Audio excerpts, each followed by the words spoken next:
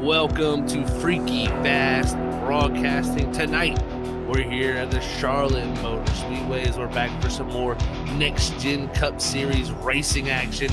As it's going to be a patriotic race, so we're going to see some cool paint schemes out here, of course. But tonight's race here at the Charlotte Motor Speedway, we're going to have a wonderful sponsor out here. It's going to be a heck of a battle here for these drivers for the Ohkaya 250 here at the Charlotte Motor Speedway. It's going to be a battle from the drop of the green flag all the way down to the checker flag. As we've seen, this Next Gen Cup Series update we've got in iRacing has been a tough thing for drivers to tackle and figure out. Who's going to be able to figure it out here tonight is going to be the huge question we're all going to ask ourselves. But my name is Zach Hall, joined up alongside me tonight and also producing here live too. So got to give him a huge shout out too for doing double duties up here, as he's going to be up here in the booth with us, Robert Moyer Jr. And Robert, it is a beautiful racetrack always to have the Charlotte Motor Speedway on the schedule, and I think tonight we might be able to see this Next Gen Cup Series car get used in every single lane. These drivers fight for the grip and the clean air, so to say. That is correct. Yeah, I think they're going to be fighting more for the clean air than anything here, Zach. Yes, welcome to Charlotte Motor Speedway, one of the original tracks here from iRacing. One of the, basically first tracks that they scanned and put into this game. So a lot of sim, game sim, whatever you want to call it. But anyways, a lot of these drivers know this track. You work your way up through the rankings and things like that, and then they wind it up adding the Charlotte Roval. So yeah, this is one of the tracks that is awesome, Zach. It's a very well known track in the sim world of iRacing. It definitely is, Robert. It is one of those tracks, so to say, is their place that people cut their teeth on, so to say. They learn their craft. This is definitely a track that you have to come up through on iRacing if you ever want to be a part of racing like this as such. But right now, we got about 9 more minutes left here in the practice section as these drivers look to finish up any little touches, get all the things ironed out and figured out before they head up into qualifying, because we've seen so far with this new update, track position is very much an important factor. A lot of drivers have talked about it in their interviews about staying up front, staying near the front end of the field, and staying on top of the strategy. Qualifying is always a helpful way to put yourself on that front end, Robert. That is correct. Yeah, qualify good, put yourself up front, get a good pit stop, and hopefully you don't fall back, through the cars and wind up in the back and put yourself in that dirty air, because that's the key with this new update, from iRacing, is the dirty air. So yeah, we'll have to see what these guys do, how they combat that, how they fight it. We had a practice race last night, like BRB always does, and I watched some of it, and yeah, it was a handful for some of these drivers there, Zach. They were figuring it out, and eventually, some of them did, but it was a fun race to watch. But also at the same time, there was a lot of yellows, so hopefully they clean that up here tonight, and we'll see how that all plays out. Yeah, it'll be very, very interesting to see how Charlotte Motor Speedway plays out with this new package. So definitely want to watch this one closely, because it could tell us very much of what is going to head up for the rest of the season. But definitely want to give this time a little bit to give a shout out to some of the sponsors here they have at BRB, as always, as of course their primary and their title sponsor is Butt Kicker. Make sure you go check them out. It's always an amazing sims product that is the leader in haptics for the sound and the tactile feel of things. So make sure you go back and check out thebuttkicker.com, and you can see what they have in store for you there. Also want to give a shout out to revsimshop.com, where you can get your custom paints, button boxes, and pro race control services.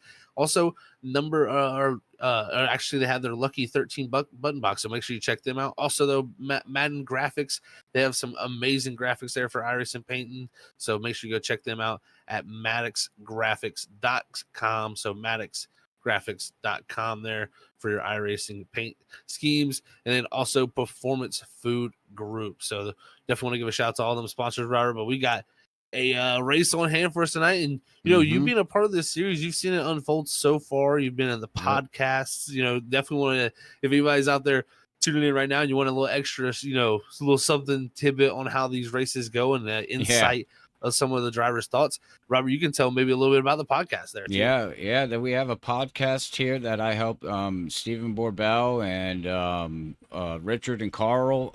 They do it every Thursday night at 9 o'clock on YouTube.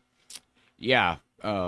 I'm having a brain fart what the podcast is called. Man, I got a lot of stuff going on in my head. The Hauler podcast. You could check them out on YouTube. And yeah, we talk, they talk, we talk, we all talk. We get special guests that come up and talk about the upcoming race, the past race.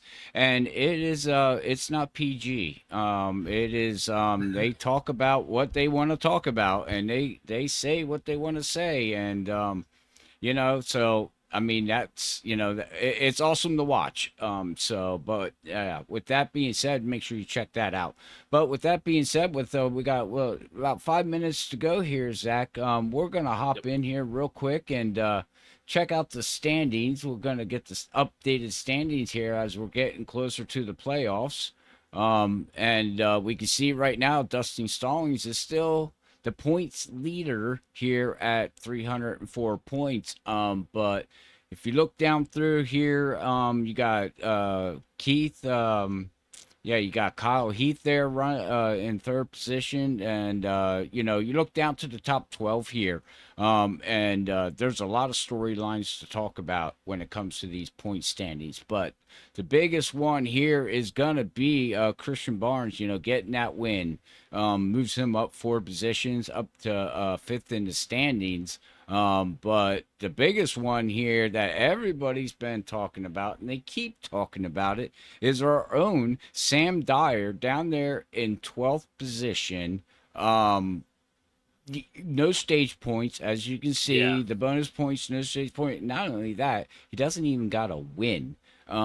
So he's right there with Gray Walker and all them. But talking about that, you still got Coulter Clark looking on the outside, Nicholas Renner looking on the outside, Carl Poor, I think is the biggest talk of the points of last week after Bristol.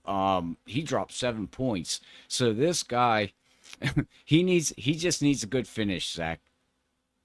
Yeah, it definitely does. It was tough for him, but you had people like Braxton Skinner who moved up to 17th, or technically tied for 16th with Adam Buzzio, but Buzzio has dropped out. So we'll put Braxton Skinner up to 16th, and he had a great run, last week. So it really moved him forward. We also had such, a driver such as Brendan Maddox. He went up 5 spots, finishing second. So it was a huge jump for a few drivers, and it's definitely very important. We see Sam Dyer, like you said, no stage points there, 0 bonus points, and that's very much a lot of the drivers have stage points. So Sam's going to definitely have to maybe think about trying to get some of those. But the biggest thing, I think, Robert, that we don't see on this stat list here in these standings, he has completed almost every lap. There's only 2 drivers who have more laps than Sam Dyer, so at least he's out there completing the laps, and that's why he's somewhere here near the cut line, even though much of the time during the races he's farther back into the field. It's those finishes that have really brought him up. Well, yeah, he's trying to do the Terry Labonte days. He didn't win a championship without, all he did was finish races. He didn't even win a race that year. But he still got the championship. So, it's doable. But yeah, I mean, we're getting down to crunch time here with these point standings. And it's going to be shuffling left and right. So it's going to be fun to see exactly what happens here with everybody in the upcoming races that we have coming up here on Freaky Fast until we get into the playoffs there, Sam. I mean, Sam. Why do I call you Sam? Zach.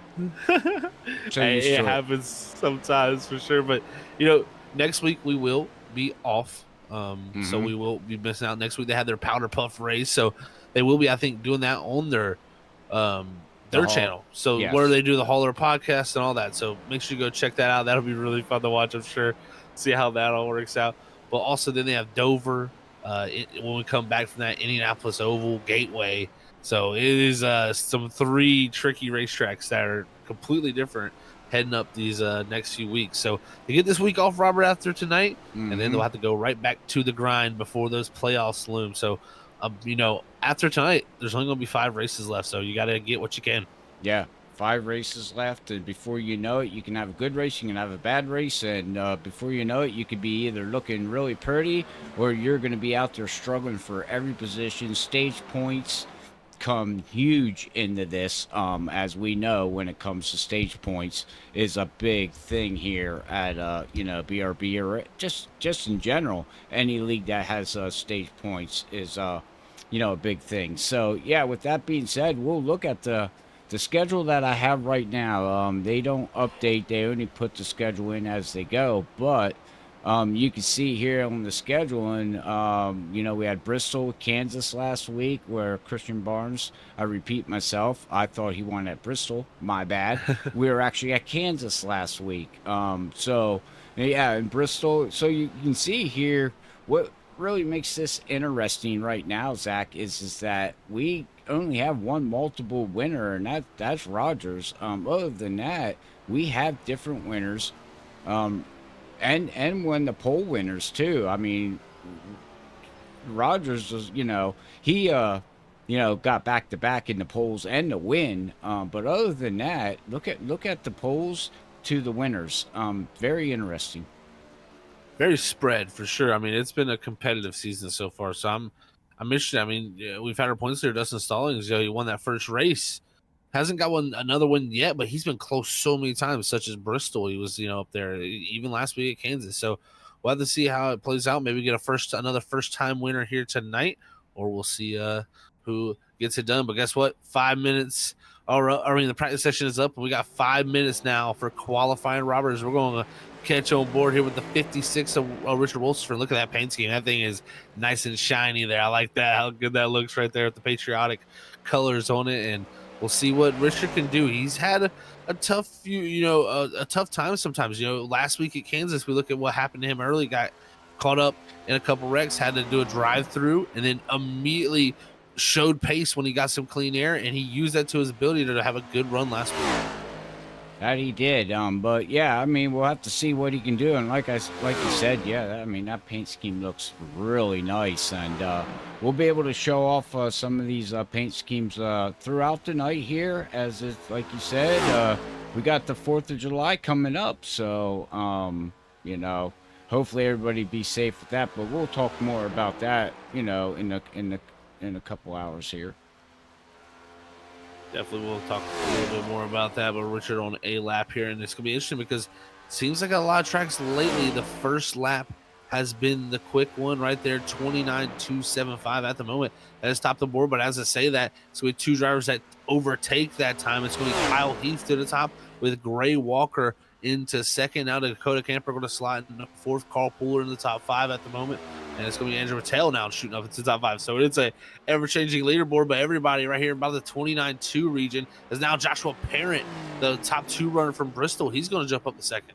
Wow, what a great run from him too here, and we'll see what all these guys are doing as we got Southern now hopping out here on the 24 car here, and Racing for Christ team here, and we'll see where he's going to put it on as we are going from sunset to darkness. So what does that play factor, Zach, as they go from the daytime, nighttime to darkness? It definitely does play a factor. This track's going to change a good bit, so you got to catch up on it.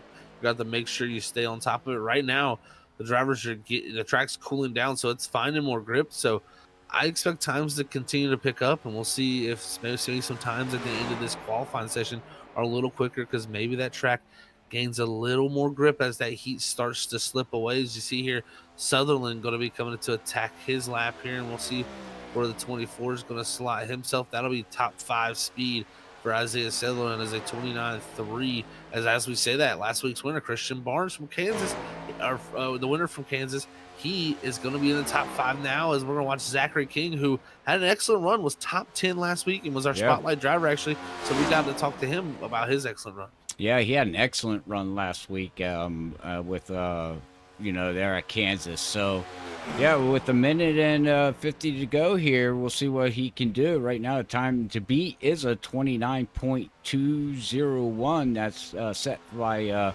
Kyle Keith right now, and in that number 13 machine. And right now, it looks like Zachary King is going to be 21st right now, as it looks like everybody else is out here, as we're going to watch our own Sam Dyer now. He's going to see what he can put down here in that number 35 as he comes across.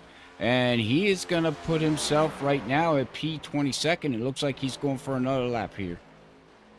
Looks like you may go for just another exploratory lap. It seems like these first laps have been the money ones, so you want to get it done on that first one. As Jaeger was able to jump up to the second position. So Dylan there in that 42, very quick time for him. Joshua Parent now sliding down the third. Dustin Stallings into fourth, our points leader, and Gray Walker, who had an excellent run last week, atop podium position. He's in the fifth position. As we got off of Sam there, it looks like Sam is going to stay at P22nd there, Zach. But right now we're watching Dakota in that number 25. We'll see what he can put down here, as hopefully he can at least get into the top 20. But we'll see what he does here, as it looks like we're going to have about 30-plus cars starting tonight.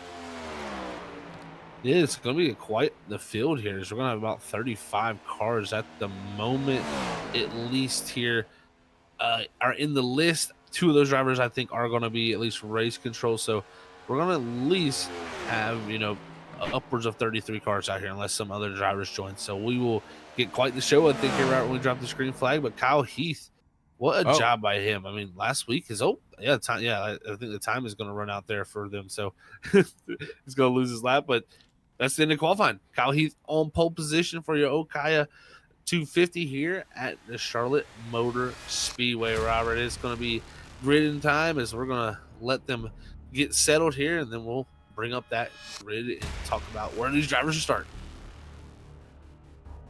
All right, as here's your starting grid here tonight at BRB Racing League. And starting from pole position, last week's stage winner from stage 1, it's going to be Kyle Heath in the 13 machine. Second, alongside him on the outside front row, it's going to be the 42 of Dylan Jaeger. Third is going to be Joshua Parent. Fourth is going to be our points leader, Dustin Stallings. The 18 car of Gray Walker will start in the 5th position. 6th is going to be Richard Wolsifer. 7th is last week's winner, the 27 of Christian Barnes. 8th is going to be the 24 of Isaiah Sutherland. 9th, Dakota Camper, the 3 machine, and rounding out the top 10 is going to be the 98 of Jared Hughes. 11th starting position is going to be the 22 of Nicholas Renner. And 12th is going to be the 6 of Andrew Rattel. 13th is going to be the 71 of Carl Pooler. 14th is going to be the 46 of Matthew Shelby.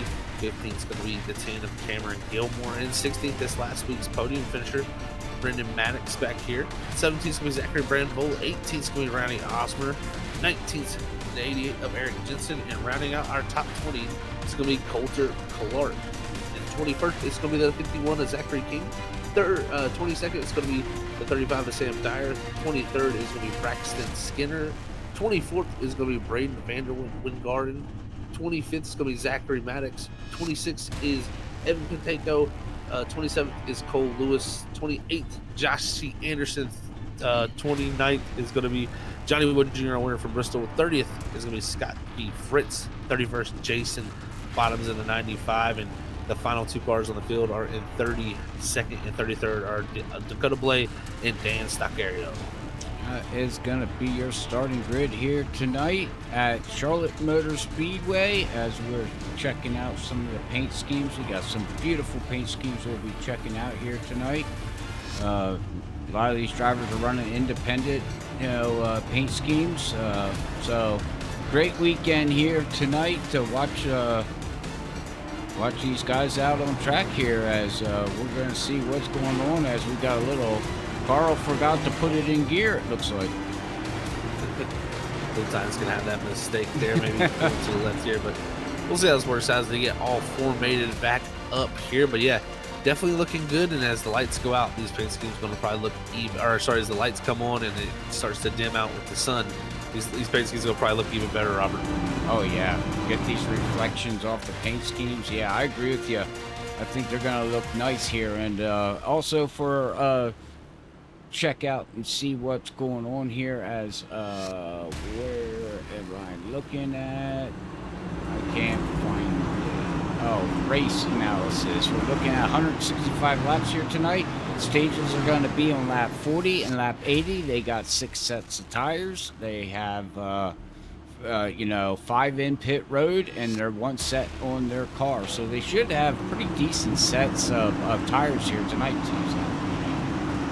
They definitely have plenty of sets, it seems like, for this race, but 250 miles under the lights here at the Charlotte Motor Speedway at the BRB Butt Kicker Cup Series into the restart zone for the initial start, and the green flag is out, and our leader doesn't get the great start. Kyle Heath on the bottom is actually be overtaken at the 42 of Dylan Yeager around the outside. He's going to try to find the pace, find the speed, and get clear of this leader, but the bottom is fighting back through 1 and 2. We'll see them fighting back through 1 and 2 as they're coming down the backstretch. Warren, they have full throttle. Metal to the pedal, ladies and gentlemen. Here we go. 165 laps and woo! Side by side racing it down into turn 3 and 4 as they come across the finish line, and we already have a vehicle scraping the wall. I'm not sure. Oh, we got a wreck. We got a wreck farther back in the field. Looks like a couple cars around the 1 car of Braden. The 14 of Zachary Maddox have gone around, and I think it started around the 1 here, Robert, and I'll have to go back and exactly see how this all shook out, but I think just an early moment of, oh, this might have been net code, because this was definitely a weird moment where the car just immediately kicked sideways on this one machine. As we're going to see here, a good-looking scheme there from Braden, and he's going to be alongside the race car below him, and that's going to be actually the 51 of Zachary King there below him. So we'll see how this works out. They go down here into 3 and 4 right here on this seam, but you can see the car's just going to go whoop, right around. And I feel like that was almost netcode. There might have been just stepping out here early, cold tires, also just this package, but it was definitely wild. But there was also a wreck into 1 and 2, Robert, when people were checking up, as I'm not sure. It looks like Matthew Shelby in the 46 might have got hit from the 71 of Carl Pooler. Oh, so Carl cannot catch a break, but we'll see here. Yeah, that's a little net code right there. 14 had nowhere to go. Unfortunately, they go slide through the infield. Not too much damage, as this is an AstroTurf here. So he just slid, but like you said, we'll see if we can find what happened with Shelby. The 46, yeah. Let's go back to him, because I believe that's where a lot of this originated from. See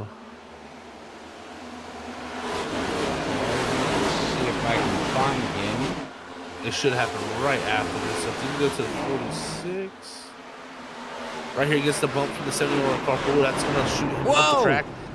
And oh man, multiple cars involved in it. Look, I think others trying to miss it causes another wreck farther down. It is chaos, so to say, there under caution. And it can happen quickly. Just someone checks up a little bit, the other person doesn't. Miscommunication, just a little bit of not seeing what's going on in front of you, and next thing you know, you're involved in the big one under yellow. Yeah, we'll see here. Oh, I'm not sure. That was weird. Shelby, did he get off the gas, or I'm not sure. We'll watch this one more time here and see exactly, because Carl just, it's like he shot out of a rocket and just went right behind him. So it's kind of weird to see what happened here. So go down into turn 1 here, Zach, and oh, I hit the wrong button. Well, we'll watch it again. As I went to go hit a different button, ladies and gentlemen. I apologize for that. It happens sometimes. You know, nobody can be perfect up here in the production booth, Robert, you know. So as we'll see, like you said here, I think it's just a little bump. You know, the caution had been out, so I think sometimes some drivers just lift off, you know, and I think he got down to that bottom lane, just started to lift because he was right behind the car in front of him, and maybe Carl was just a little caught off guard by the speed. And I think this is going to show a really good view of it, Robert. See, he's going to pull down right here, and you might even see the tailpipe, but he's probably going to lift. Yeah, he just lifted a little bit, and you know, Carl didn't lift as much as him. That causes that, and bada bing, bada boom. You know, there's a wreck down here. Yeah, and we can watch. He comes right up, misses Carl, Now he's sliding back up the track. He's got everything brake. The 55 gets into the 10. The 10 goes smashing into the wall. The 46 trying to get playoff points because he definitely really needs the playoff points there, Zach. And unfortunately, he goes sliding around. You got the 81 trying to avoid, and somebody else just went flying through the field. So, yeah, and then you got the 48. Everybody slowing down. So, well, we'll go back live as we were under our yellow for the first time, as they should be getting ready to go back green here. Yeah, we are. Pace car's pulling off, so perfectly timed here. 42 car, Dylan Yeager leading the way. It's going to second place man, Kyle Heath on pole position was, but his swap positions with that caution, as now Yeager's going to lead him into the restart zone. Green flag is back out, but again, the outside lane, a little better start. It's going to be dead even here as we head down the 1 and 2. Robert, this is a clinical start from both times from the outside. Well, that's it. Like you said, both starts really good side by side here, and we'll see how the dirty air plays in effect, because I've seen that all night last night watching these guys scraping the walls. Again, I don't know if that's visual, if they're actually scraping the wall, but right now Dylan is going to take over the lead here, as we got Gray Walker back here in 18 trying to race with Southern, as they are side by side battling here, and we are under yellow again.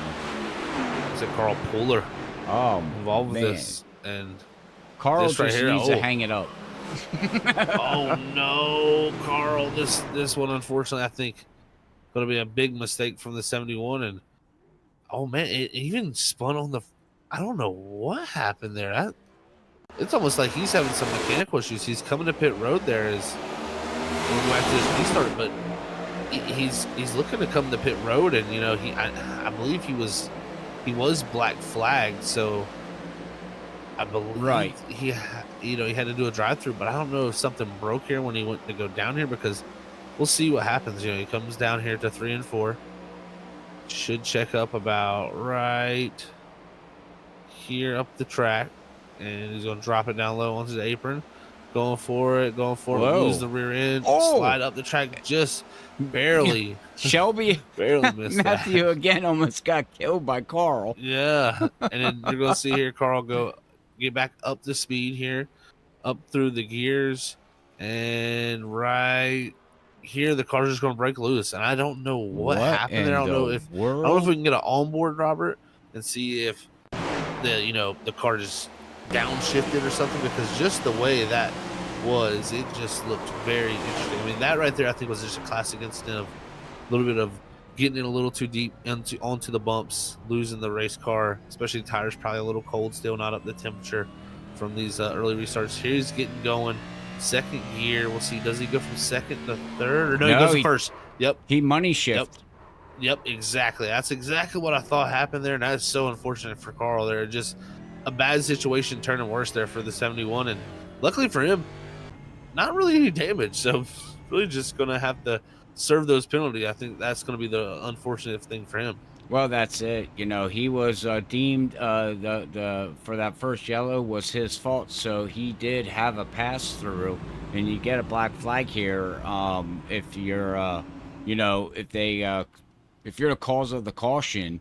You get black flagged, and you have to go down and do a drive through and then come back out and clear that black flag. So that's what he was trying to do, Zach. It's a rule here at the BRB Racing League. So yeah, unfortunately, it just right now everything's just falling apart right now for that 71 car that needs to have stage points and must have some good finishes, as he keeps faltering and dropping, out of the standings.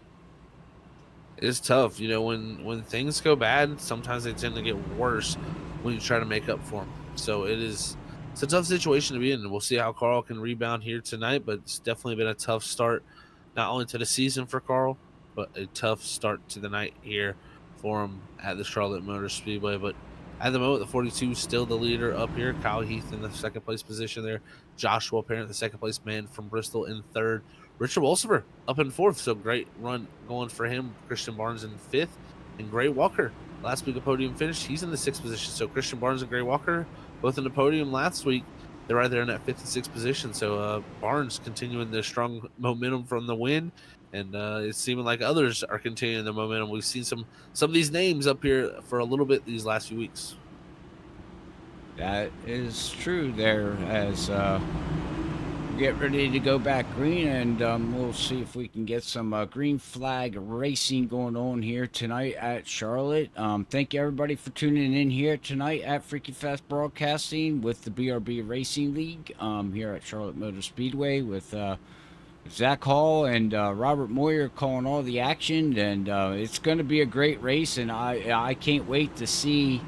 I can't wait to see, the final standings in this because these cars are, I call them dead evil now. But, some of these guys are starting to figure this build out now that iRacing has given us. And I heard that people say that it's what they deal with in real life with the Dirty Air, Zach. So if iRacing nailed that number on the, nailed it, we'll see. But we're getting ready to go back freaky fast green here as green, boogity, boogity, boogie. Let's go, ladies and gentlemen. It's race time. Great start again from the outside lane. Heath, a nose ahead here, heading down the 1 and 2, but it's going to be the 42 on the bottom side of Dylan Yeager. Fight and back. Joshua Parent now alongside Richard Wilson in the second row, but it's 2 by 2 by 2, about 15 rows, or about 10 rows deep. 10 rows deep is right, as they don't want to give up. They're side by side. Richard comes down a little bit there on the 90, but he slides back up and gives him plenty of room. And we are still 2 by 2 for the lead here, Zach, as we see who grabs that one. It does look like Kyle Heath gets that bonus point, and he's still running that high side as Josh Anderson now puts down the fastest lap of tonight's race so far, as, whoa, man, the 42 might be able to clear him. Just showing everybody really willing to push the cars. Anderson all the way back in 33rd, running the fastest lap of the race. So it just shows you that everybody in the field trying to get that track position, trying to get everything they got out of the race cars all the way from the front to the back. Is now the 13 Kyle Heath still on that quarter panel. But it's something we've seen with this new package. Not as strong on the side draft. You can lean on the door of that driver. The thing that happens now mostly is you're going to get that aero tight sensation on the bottom side when that car really takes the air off you. So right now, Kyle Heath doing a good job of at least making it tough on the 42, but we'll see if the 42 can fight back on this bottom side. As right now, I think Carl Pooler there slotting into that lead pack group. And he's going to slot in there, which is good. He's still got some stage yellows coming out here on, like we said, lap 40 and lap 80. So his race is not over yet. So that is a good thing, as we're watching right now as we ride with the 90 here, and we're watching the leaders here right now. They're still 2 by 2. Now the question is how long can they keep doing this, Zach? Eventually these tires are going to wear down, and whose tires are going to wear down first, the bottom or the top?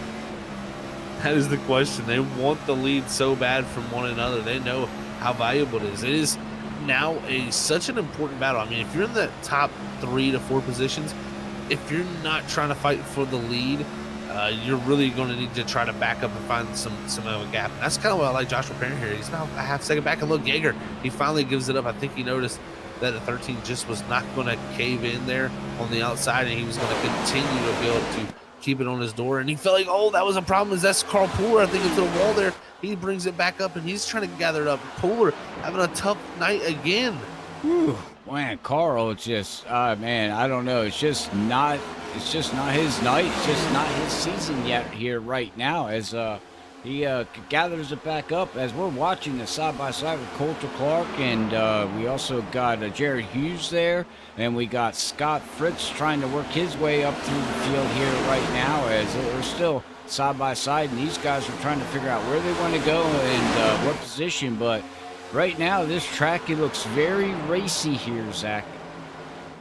Definitely does look very, very racy at the moment. You see everybody trying to move around, find clean air, and make big moves. It's tough to pass still.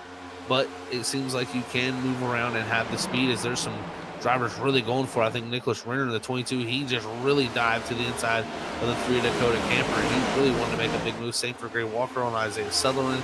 It is a lot of people trying to go forward right now and find track position. They want the cleaner air that's farther forward.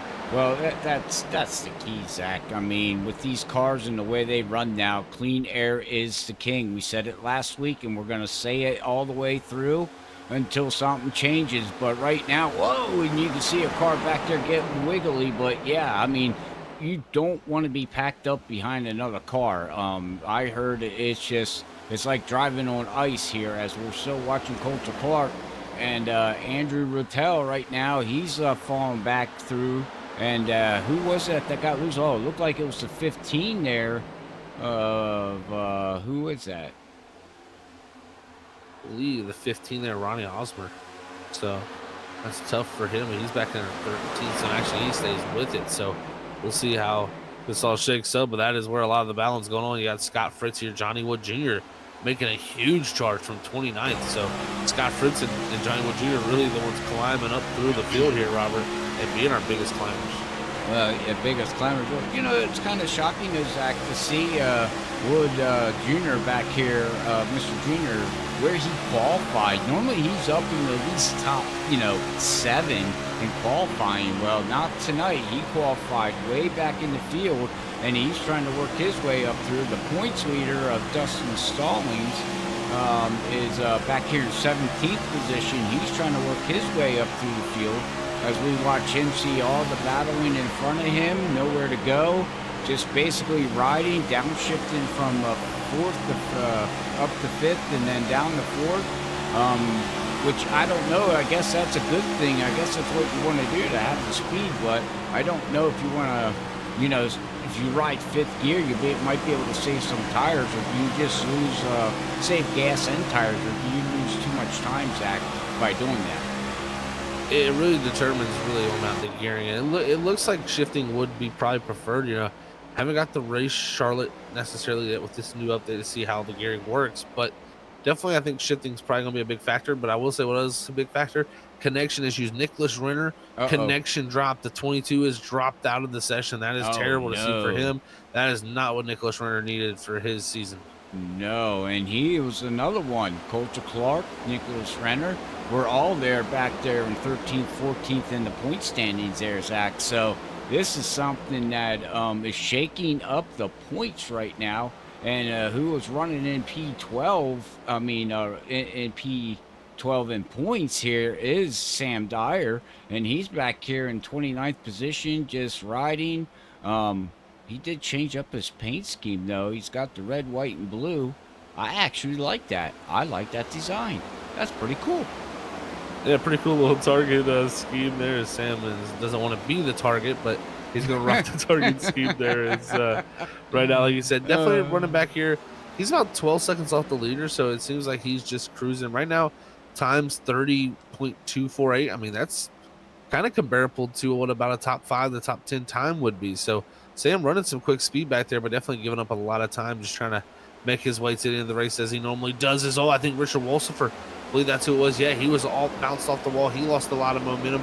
He's under threat from Christian Barnes and Isaiah Sutherland now. Oh, yeah. So he's got Christian Barnes all over him looking on the outside, and then you got Isaiah Sutherland in that number 24 trying to look as Richard is going to pull back up. Yep, and he looks like it. Well, nope. Isaiah says, I want to go low. Richard says, no, I'm going to put the dirty air on you and try to block him. But what a good move there from Isaiah Sutherland. Now can he make the pass going down into 1? We will find out here as he's still battling side by side as Dakota Camper now and Gray Walker are trying to figure out where they want to go. But we are on a long green flag run here, and like I said, we're lap 26 of 40. We're in the stage we'll be on lap 40, so we're getting down to the top 10 here. It's going to be battling as these guys are still side by side trying to figure out where they want to go, and what a great battle. It really is a great battle here. Richard Wolsifer trying to hang on to this top 5. Barnes was able to get around. He got to the outside quarter panel, but now Wolfsfer up the track into the wall, but he's going to not lose too much speed. It will give up too much, though. The 24 Sutherland will get to the around him, but it's going to be the 56 looking back to the inside. We'll see if it is to any avail, or will he just slot in? Yeah, he will. Is now the 3 of Camper, maybe looking for a little clean air, but the 56 slides up. That takes away his momentum now. Gray Walker going to try to find his way back around and get into the top 7. And Dakota, and you got Dakota Camper trying to hold off Gray Walker right now here, and also trying to hold off Jerry Hughes. That is the Next Level Racing is trying to make the pass. Oh, as he does the duck down underneath, and now he's going to try to take it down into 3 underneath as the lights are shining on these beautiful cars, ladies and gentlemen. Hopefully you're enjoying the paint schemes that these guys put out. As who was that? Gray Walker into the wall. Walker hard into the wall there. He's going to lose a ton of momentum now. Andrew Rattel, he's going to find his way in the 6 machine. He was running strong last week at Kansas. He finds his way back here, trying to find his way up farther into the top 10 as he's already 10th.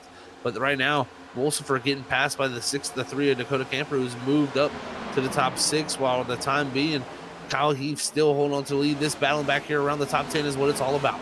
Yeah, top 10 is all what it's about, because we're going to have 10 laps to go here, so stage points these guys are fighting for right now. And I just think maybe Richard there in that 56 there, Zach, he might have burned off his tires, leading up there, and he's starting to fall back due to his tire wear. But he's holding on right now, and it's looking pretty good. But we'll see if he can hold off the rest of the field, as you got, like you said, Rattel there in that number 6 there, trying to work his way around too, as somebody into the wall again.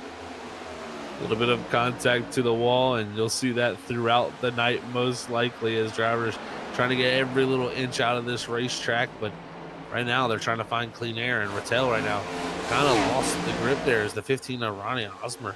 He's done a great job. He was a really strong car at Kansas, especially once he got clean air. He's moved his way up into the top 10 from starting 18th. But Johnny Wood Jr. even behind him, able to find some speed. He's trying to find a way to go around the 6 machine. But in front of them, Gray Walker again to the outside wall. There's a little bit of damage from that right side, as now the 15 goes to look to his outside. More points going to be gathered by the 15 of Ronnie.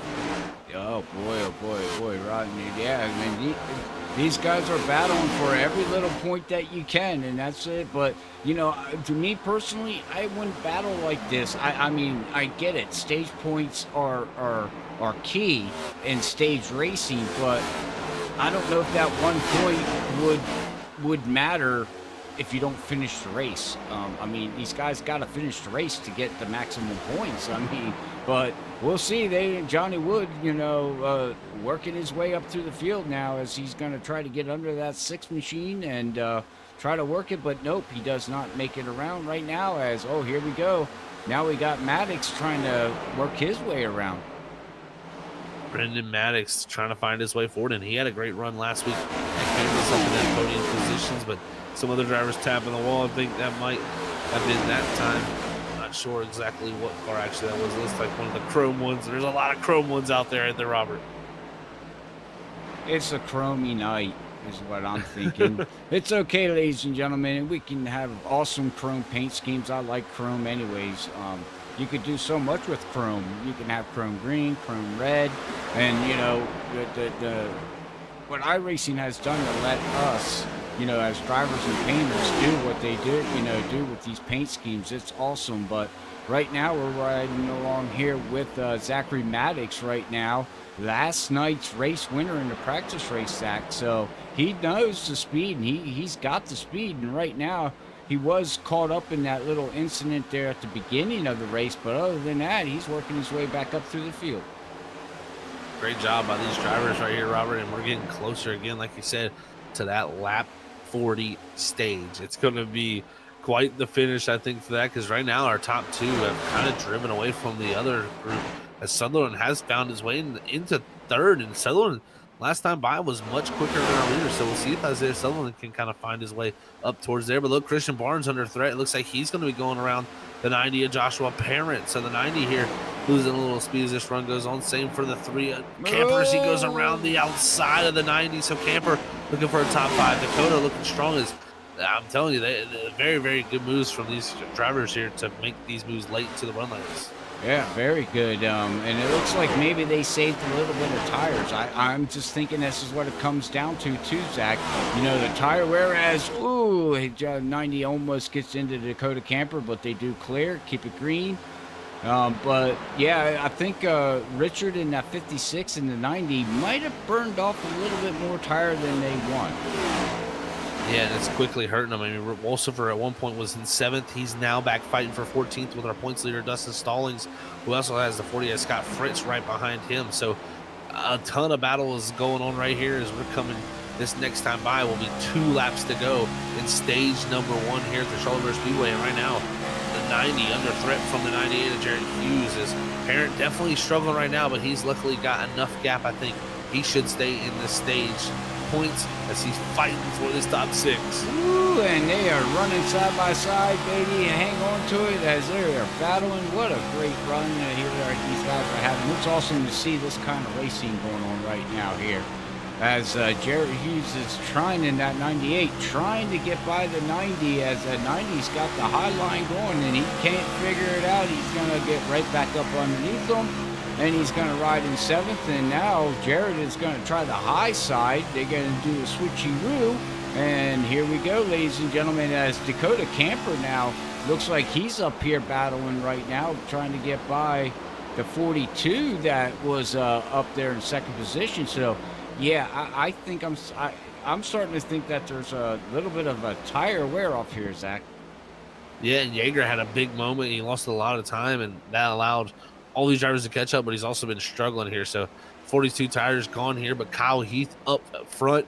He is going to come up here to cross the line and win stage number 1, the 13 of Kyle Heath, your stage winner for the Ohkaya 250 here at the Charlotte Motor Speedway for the BRB Butt Kicker Cup Series. And Robert, tell you what, he was doing a great job there. He did a great job to lead that way. The man he's got to worry about is that teammate behind him, Sutherland, up from 8th to 2nd. And I can tell you what, his lap times near the end of that run were amazing. Who was that, Southern?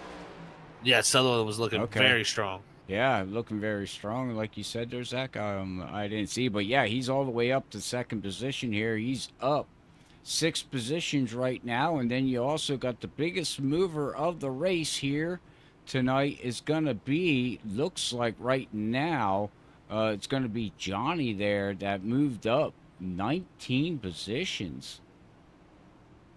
Very big mover. Johnny, yeah, definitely a great job, and that's a huge testament in this package, especially, Robert. So definitely got to give a shout to Whiplash Sim Cams there for our biggest mover there in stage number 1. But they're going to hit pit road here, Robert, and we'll see how this exit of pit road happens for all these drivers. That is correct, yes. So our camera packs are provided by Whiplash Sim Cams. Make sure you go check them out over on Facebook. We'd like to say thank you again to Whiplash Sim Cams for sponsoring and helping Freaky Fast Broadcasting with all the camera angles that you guys see out there on track.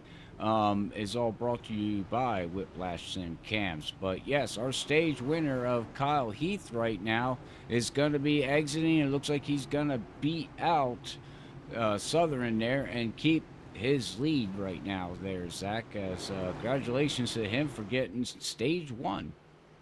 That is congratulations to him. I believe we actually have him in Discord. So if I have the power, we're going to see if we can move Kyle Heath down here so I can have a chat with him about his stage number 1 victory. So let's talk to Kyle Heath here in the broadcast booth. Hey, Kyle, it's Zach in the broadcast booth. You got a copy? I got you. Well, man, excellent job there starting on pole position. You know, you lost the lead there on that first little bit there to the caution there early, but then found your way back around to the lead. How's it feeling out front? Yeah, it felt pretty good. I really drove really hard, tried to get that lead back on the outside, kind of wore my tires out. But once I got the lead, it's pretty good. I enjoy, using a little bit of aero blocking. Definitely seems like that is going to be a factor here tonight. What do you think is going to be the real key here to be able to go here and win stage number 2 here at lap 80? Stay in front and use my car to pretty much, like I said, aero block. That's the main thing. Isaiah, he's pretty strong behind me. Dakota, he's pretty strong. I know Isaiah for a long time, so we've had some tight battles, but I hope we keep it clean. We'll definitely hope that stays that way. And good luck to you, Kyle. Congrats on stage number 1, and we'll see you're a stage winner for stage 2. All right, thank you. All right, there was your stage 1 winner there, Robert, from the Racers for Christ, Kyle Heath. Him and his teammate 1-2 there for them. So that was a really good stage for the Racers for Christ. That it is. And what's funny about all that is we were talking about it when we came live. We talked about it last week. Error block. Yep. It is so bad. I heard it is bad. Now, I have not been out on track. I have not raced. Don't know what it feels like. You could probably give a little bit input on that after we go green here, Zach. As ladies and gentlemen, 43 laps are in the books. Next stage is going to be another 40-lap stint, well, give or take. On lap 80 is when we'll have stage number 2, and we'll see where that is as we're going to get ready to get freaky fast, freaky green, and, you know, a little freaky nuts. It's definitely going to get a little wild, as they would say. Here is Kyle Heath, stage 1 winner from Charlotte here. He's going to lead us here to start stage number 2. Lap 80 is what we're going to try to get to. We're coming by to complete lap 43, and the green flag is out. And here we go. Stage 2 underway, and Isaiah Sutherland side by side with his teammate. This is going to be a great battle here down to 1. Oh, big battle, side by side, 2 by 2, all the way back through the field. We don't know where to go as Kyle Heath is going to pull out. We got a big stack of cars dealing with that dirty air, trying to figure out where they want to go. They're looking for clean air, and you're going to see these cars just slide all over the place with fresh tires and figure out where they're going to, you know, where you want to go, how you want to go, and try to get out of that evil of dirty air.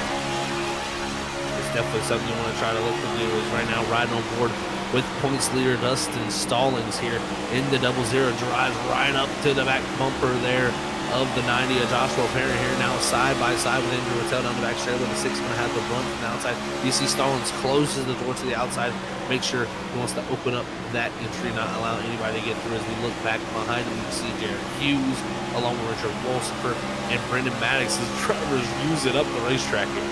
Oh yeah, they're definitely using up the racetrack all over as Kyle Heath now just puts down the fastest lap of tonight's event here.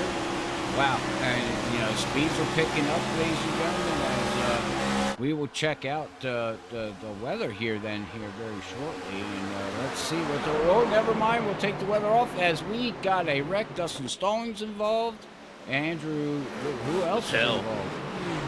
6, big hit for the 6.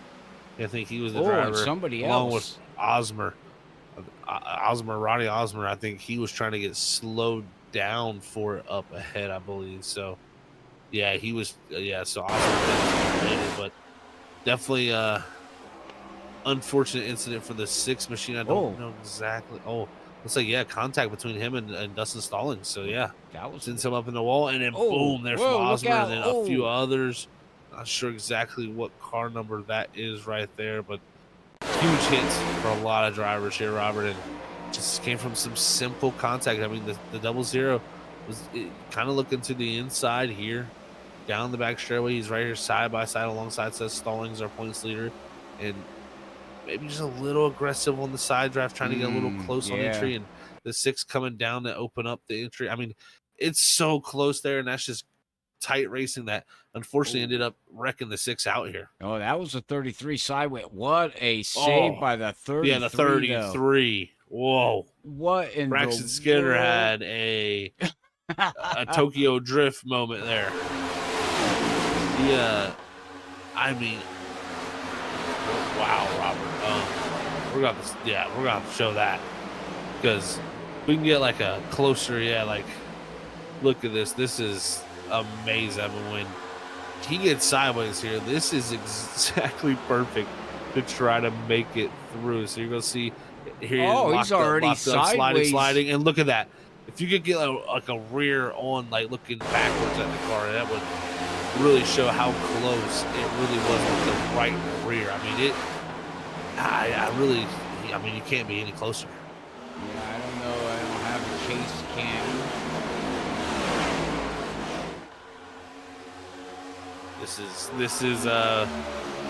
hair-raising moments right here. This will be a good shot right here. So he's gonna see the wreck. He's gonna get on the brakes. Everything loosens up, and look at that, barely slides by the right rear. I mean, they almost touch, but somehow doesn't. Right along with him again here and see.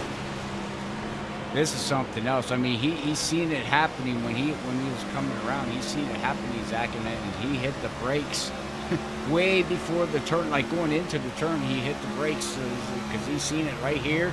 He sees everything. He hits the brake, hit the brake. Look out, and pardon the seas, baby. Yeah, I mean, that is amazing job.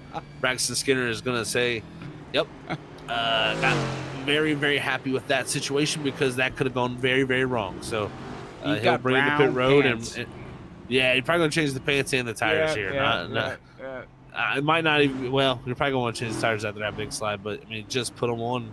He's probably just gonna look at them and maybe just make sure that car is okay. But I tell you what, more than anything, he's lucky to not have any damage. Oh, he's lucky that his race didn't end here tonight. That was something else, guys. Maybe get a screenshot eventually of that there, man, because I know that's going to be posted on, Discord later on tonight. They're going to be talking about it, but also bringing up, I actually forgot, tonight's race is their bonus brawl race. That's what you see right now on top of their car there. They got to run the blue butt kicker, and it says the bonus brawl. Banners there is tonight. So anybody that you see with the blue banner is actually in the running to win some cash and points. As you can see, Woods got his on, Stallings, Fritz. So there's a lot of drivers that are racing for points for 3 races, and this is the second race of their bonus brawl here, Zach. Definitely very interesting to see. As there we go, green flag is back out and we're away here. Kyle Heath still leading the way. Christian Barnes, last week's winner from Kansas, up to second. Johnny Wood, the winner from Bristol 2 weeks ago, up to fourth. As Isaiah Sutherland side by side with him, fighting for that third position. For the third position here, ladies and gentlemen, as hit us up on chat. Who's your favorite driver? Who you rooting for? I know we got Jason Bottoms out there. Jason Bottoms fan is rooting for Jason. That I do know. And we go back here. We're still side by side. Cars. Oh, and we got a car going around. Oh, car heavy into the wall, head first. Such to see. That'd be a 62, I think. Yeah, and I believe the 07 of Anderson comes in there a little bit later. You also have Eric Jensen in the 88 involved. The 10, the 1. A lot of people involved there, Robert. As it looks like the replay system has stopped working a little bit here, Zach. So give me a minute here. That was all started due to the 00. Stallings coming to pit road, actually. So the 00 is where we want to go around if we can. All right, let's see here. And he probably had a black flag, I would imagine, for that last incident. He's trying to come in to make his pit stop. Oh, he got hit by who? A few of the others, and that's what triggered him. That's what triggered farther down this incident. Yeah. Who ran into him? Would that be Bottom? No, I believe Bottom? Jason Bottoms. Yeah, in the 95. Jason Bottoms right here that checked him up. The 1 runs in the back of him, and then from there it is an accordion effect that takes out multiple other drivers. Don't tell me I just did the commentator's curse. Oh, look out! Oh yeah. He goes airborne. He's riding along, but yeah, and then the 10 got involved and everybody else. We'll see what happened to the 10 here real quick. Let's see here. If we can get something here with the 10 there, Zach. It goes down into turn 3 and 4. Everything's happening in front of him. And oh yeah, right in front. The 1 goes down, the 88, he gets clipped. The 42 gets hit. The 02 gets hit. Wow, there's a lot of damage there. And we Yeah, also this got is some meatball flags too, Zach. It looks like the 6 got a that we meatball do. flag and the 10 got a meatball flag. Yeah, so big hits this time have added up for a few, and Gilmore and Andrew Patel both meatball flags require damage here early in this event here as we're trying to get to lap 80 for stage number 2, Robert. And stage 2 is starting off a little bumpy and kind of familiar to stage 1. We started off with a few yellows to start it off. Didn't really get that thing completely green till we got that longer green flag run to end that stage. We'll see if that's kind of the case here this time. We'll have to see here as, yeah, you're right. I mean, that's the way, you know, the race started, and then everything got, you know, cleaned up, and they had a great long run here. But we'll bring up also, too, let's bring up the race report. Let's see exactly where right now. 5 cautions right now. Caution laps are going to be 17 with 5 different lead changes at the line, not throughout the track. And they've been green flag for 36 laps. So overall, not bad, 5 yellows, but we'll see how the rest of the race, you know, unfolds here. Definitely going to be interesting to see how this all one unfolds for sure, Robert. It's so far been very, very interesting to see which drivers have been able to manage the tires well during that first long run, but what will the track change like? What will the tire wear change like as that track changes, the more rubber lays down? So got to watch these conditions as you throw them up right there. You get to see a beautiful set as it's clear skies out here at the Charlotte Motor Speedway, not a cloud out here in the sky. 74 degrees too. I wish it was 74 degrees here, and 77 Right? degrees on the track temperature right now. As it's 6 degrees of or 6 miles an hour of northeast wind. So that's switching to east every now and then. So definitely a good day for some racing. Yeah, 9 o'clock in sim time. But yeah, like you said, overall, I mean, it seems like the track is pretty good. It's got a lot of grip for these guys. But again, these drivers are learning how to use that aero blocking. Can be so mean to these to the guys that are stuck into it as we're getting ready to go back green. Here we go. Pace car is in. Green flag is waiting from Barney, the flagman, and green flag is out. We're off and away as Heath again with the lead. Christian Barnes in the front row, but Barnes this time able to get a little better start as he wants to stay alongside. But now it's Johnny Wood Jr. in the second row on the inside, pushing the 13 forward. Yeah, he's definitely pushing. See what happens as the top 2 there is going to clear. Woods is going to clear. Now we got Barnes looking down on the inside of the 75 as they go down on the turn 3 and 4.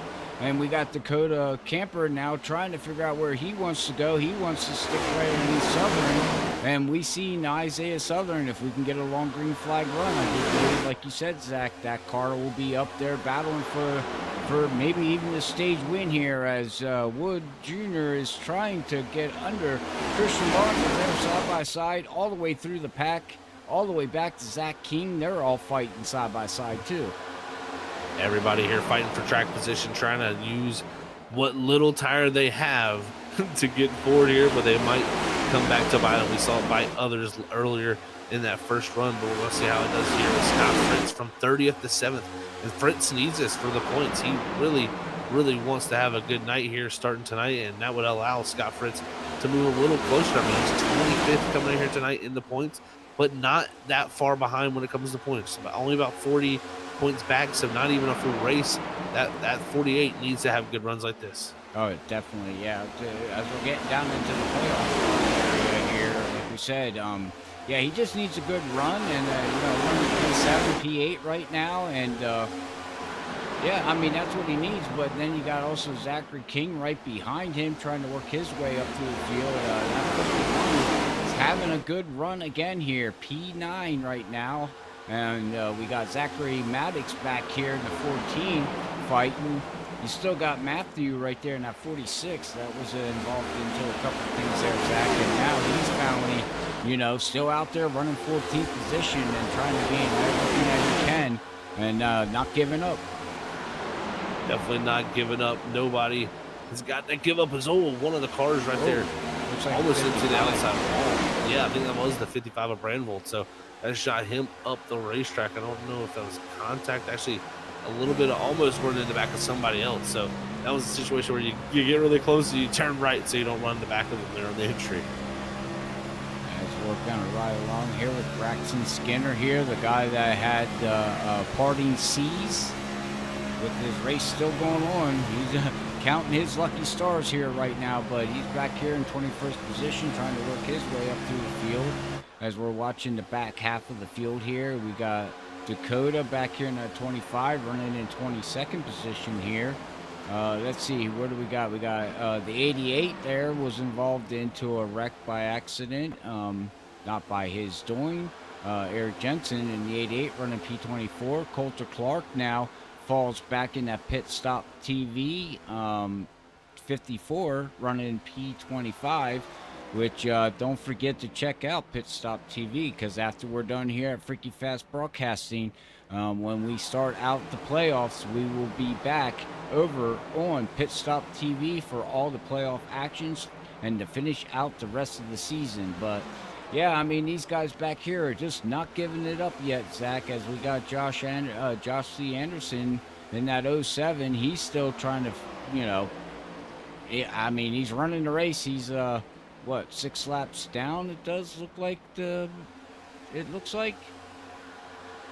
Yeah, I believe the 07, here is 7 laps. 7 laps down. And I think it's because he was involved in that last wreck there. Had to stay on pit road for a while. So tough for Josh Anderson out here completing laps, though, trying to get back in the mix. Same, though, we got some hurt cars out there. The 15 of Ronnie Osmer back in 26. He's the car ahead of him the last car in the lead lap. 15 is very, very damaged from that last wreck. And he's out there just trying to put laps down. And here's Carl working his way back up to 18th after that dismal start and having problems and trying to get to pit road. Never say never, right? I mean, here he is up here running in P18, battling for trying to work his way up into the top 15, and this is what he needs. Just finish the race. Don't worry about where you finish. Just finish the race. Yeah, definitely got to put that first. I think he can accomplish the same dire moment as I saw smoke, Robert, and I was scared, and everybody's scattering down the back straightaway. Was it Johnny Wood Jr.? Maybe in the 75? Yeah, hard into the wall for the 75. I don't know if he had contact from somebody, but he got hard into the wall. Yeah, we'll watch right here. It's with Johnny here. We'll see what happens to him. I don't know if he gets a little love tap or if he just the front end just lets go and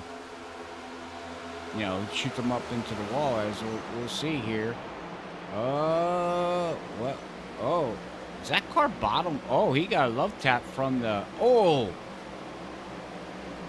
that was a big moment right there. Yeah, Isaiah Southern just gave him a love tap, shot him, got him loose up into the wall. But you know what caught my attention too is that car was acting weird going through. You seen the sparks flying, Zach? Are these cars bottoming out for these guys? It very well could have bottomed out. I think he also slightly tapped the wall a little bit through some sparks. He was definitely losing a lot of pace there. And even Sutherland, with them two, I think it was mostly net code between them two. It wasn't even really contact. So it was definitely an interesting situation. Then Wood Jr. just kind of overcorrects, unfortunately, and that thing snaps back right. It's almost impossible to save it at that point where he was at. And that destroys the front end. So he has to come to pit road. He's going multiple laps down. And right now, Kyle Heath leads the way. Christian Barnes, though, a little bit quicker that last time by. Same for Isaiah Sutherland in the third position. So we'll see, can Heath arrow block, as he said, this 27 and this 24? Yeah, we'll see if he does what he said he's going to do. And right now, that's what he is doing. But the question is can he keep doing it? As Christian Barnes, I would imagine, he's going to go on the high side, try to find that clean air, get that car to be able to turn and rotate for him at coming out of turn 2, coming down the back stretch. But again, I don't know. As wow, yeah, you can see Kyle Heath. He's just sliding up. He's just arrow blocking, like you said there, Zach. He's doing a great job of it right now. And you don't need to run too fast. You just got to run fast enough to keep them in that wink. So we'll see how he can project this, because he had to use a little more tire, he said, last time when he was running there outside. Look right here, trying to slow up and put the air right on the 27, and does it pretty well right there on the exit. So the 13 definitely using that clean air to his advantage. sorry, just reading a chat there from Jason Bottoms, the fan. Yeah, I mean, we understand. We know what the cold air, I mean, the hot air feels like here in PA. The dew points, Zach, yesterday and today. Yesterday was in the 80s, and today was 77. When you walked outside, you felt like you're walking in a sauna. Yeah, North Carolina out here too, very warm and hot and humid here on the coast of North Carolina too. So it is definitely summertime, as they would say. So Is that what we're calling it? Because I don't call it summertime. I call it dying time. I tell you what we need to call is Dakota Camper Time. He is flying, Robert. Yeah. He is up to third here, and he's driven his way all the way up here. Caught Sutherland, caught the 27 of Barnes. We'll see if he's able to get around here, but that 3, fastest car on the racetrack the last few laps. Yeah, fastest car on the. Yeah, I mean, we'll see what he can do here, Zach. Like you said, he's running the low line. It looks like he's getting a great run going 3 and 4. It looks like he's a lot faster than anybody else as he's going to look underneath Southern here, trying to make the pass going into 1 and 2. I don't know if he's going to be able to clear. I think the 24 is going to have the momentum going across. And yes, no, they're still side by side. Nope. Now Southern clears. Oh, now Southern's going to go for Christian Barnes. Big move being made there from the 27 Machina Barnes. Now to the right rear quarter panel of the 24. He's got to fight back around because Sutherland wants to get ahead. He wants to go to try to go fight Heath. Kyle Heath, though, loving what he's seeing in the mirror. He's only got the next, when he comes around next time, 7 laps to go in the stage. And I think right there, Sutherland able to pull the slide job maneuver, slides up in front of the 27. Sutherland up to second, and it's going to be a battle between teammates. Possibly is now Dakota Camper from Southern Excitement Racing. He wants to get up here and battle the 2 Christian, racers for Christ here, as the 27 of Barnes, last week's winner, right here in the mix too. Yeah, as in the mix here, and talking about team points, though, Zach. Last week at Kansas, Meatball Motorsports whatever their name, Meatball Flags or Meatball, what is their name? I believe it's Meatball Motorsports, I believe. Oops, I popped up that. Sorry, ladies and gentlemen, is that who it is? But anyways, they had the most points for a team this season so far in total points. So they had a great. So maybe Racing for Christ is trying to beat their points now. Definitely trying. So here's Camper going back at the 27 of Barnes. Just can't find a way around right now. Kyle Heath, though, 0.7 of a second back to teammate Isaiah Sutherland. Last time he was the fastest car on the racetrack out front in the 13, but he's catching up to some lap traffic in the 15 of Ronnie Osmer, who is very hurt. There's a lot of damage on the 15. He's trying to limp around. He's going to go 1 lap down here. He's going to hope that nobody else goes a lap down, which they shouldn't here. And he should be able to get that lucky dog. Yeah, he should. Yeah, I think he's going to be fine. Just going to let everybody go on by because there's no cars in front of Keith, Kyle Heath right now. So he's, but yeah, I mean, Kyle has, we know Kyle has the speed. We've always seen Kyle have the speed. You raced against Kyle at one time, Zach, we know he has the speed. We know he has the pace. And right now, tonight, he is showing what he has. And he can be a threat here going into the run to the playoffs. He's looking strong, Robert. He is definitely kind of, citing his position as one of the top guys here because last 2 races in a row now, intermediates, he has been, in my opinion, maybe one of the quickest cars and the best at kind of manipulating the aero block, using the air to really manipulate the driver behind. So 3 laps to go on this stage. We'll see if he can hold back his teammate, who that time right there was almost about a 0.5 tenth quicker. So we'll see if Sutherland can find the speed up top. We'll see if Southern can run him down, like you said. But yeah, I mean, with this new car and this update, I just feel you got to be very more aggressive with the car. You really got to put it at good spots. You got to know what you're doing and, just be very aggressive with it because if you're not, you're going to lose out on speed and time is what I'm seeing as, Lap 79, we're getting ready to get our final lap here, and it looks like Kyle Heath is holding off his teammate of Isaiah Southern right now. Christian Barnes back here running in third position with Dakota Camper, Brandon Maddox. Looking good right now here, up into the top 5 right now. Definitely doing a great job in that 23. I mean, once again, last week at Kansas, very, very strong. He's looking strong here at Charlotte. So Brendan Maddox doing a great job. But the final lap of the stage here is upon us, Robert. And right now, Kyle Heath is holding on as Dakota Camper still fighting that 27 of Christian Barnes, who's just barely ahead of that 3 machine. But the 13 of Kyle Heath, he's barely going to hang on because that 24 was coming. But guess what? The 13 back-to-back stage wins here to start off the race. Pole position, stage 1 and stage 2. Give it to Kyle Heath. Wow. I mean, this guy is on a roll here, and it's something we didn't talk about lately, Zach, with 85 laps to go here tonight for these guys. Kyle Heath was on the pole, won stage 1, stage 2. You know, if this guy can win the race, do you know what he gets here from Freaky Fast Broadcasting? The Freaky Fast Grand Slam. Robert could never forget that.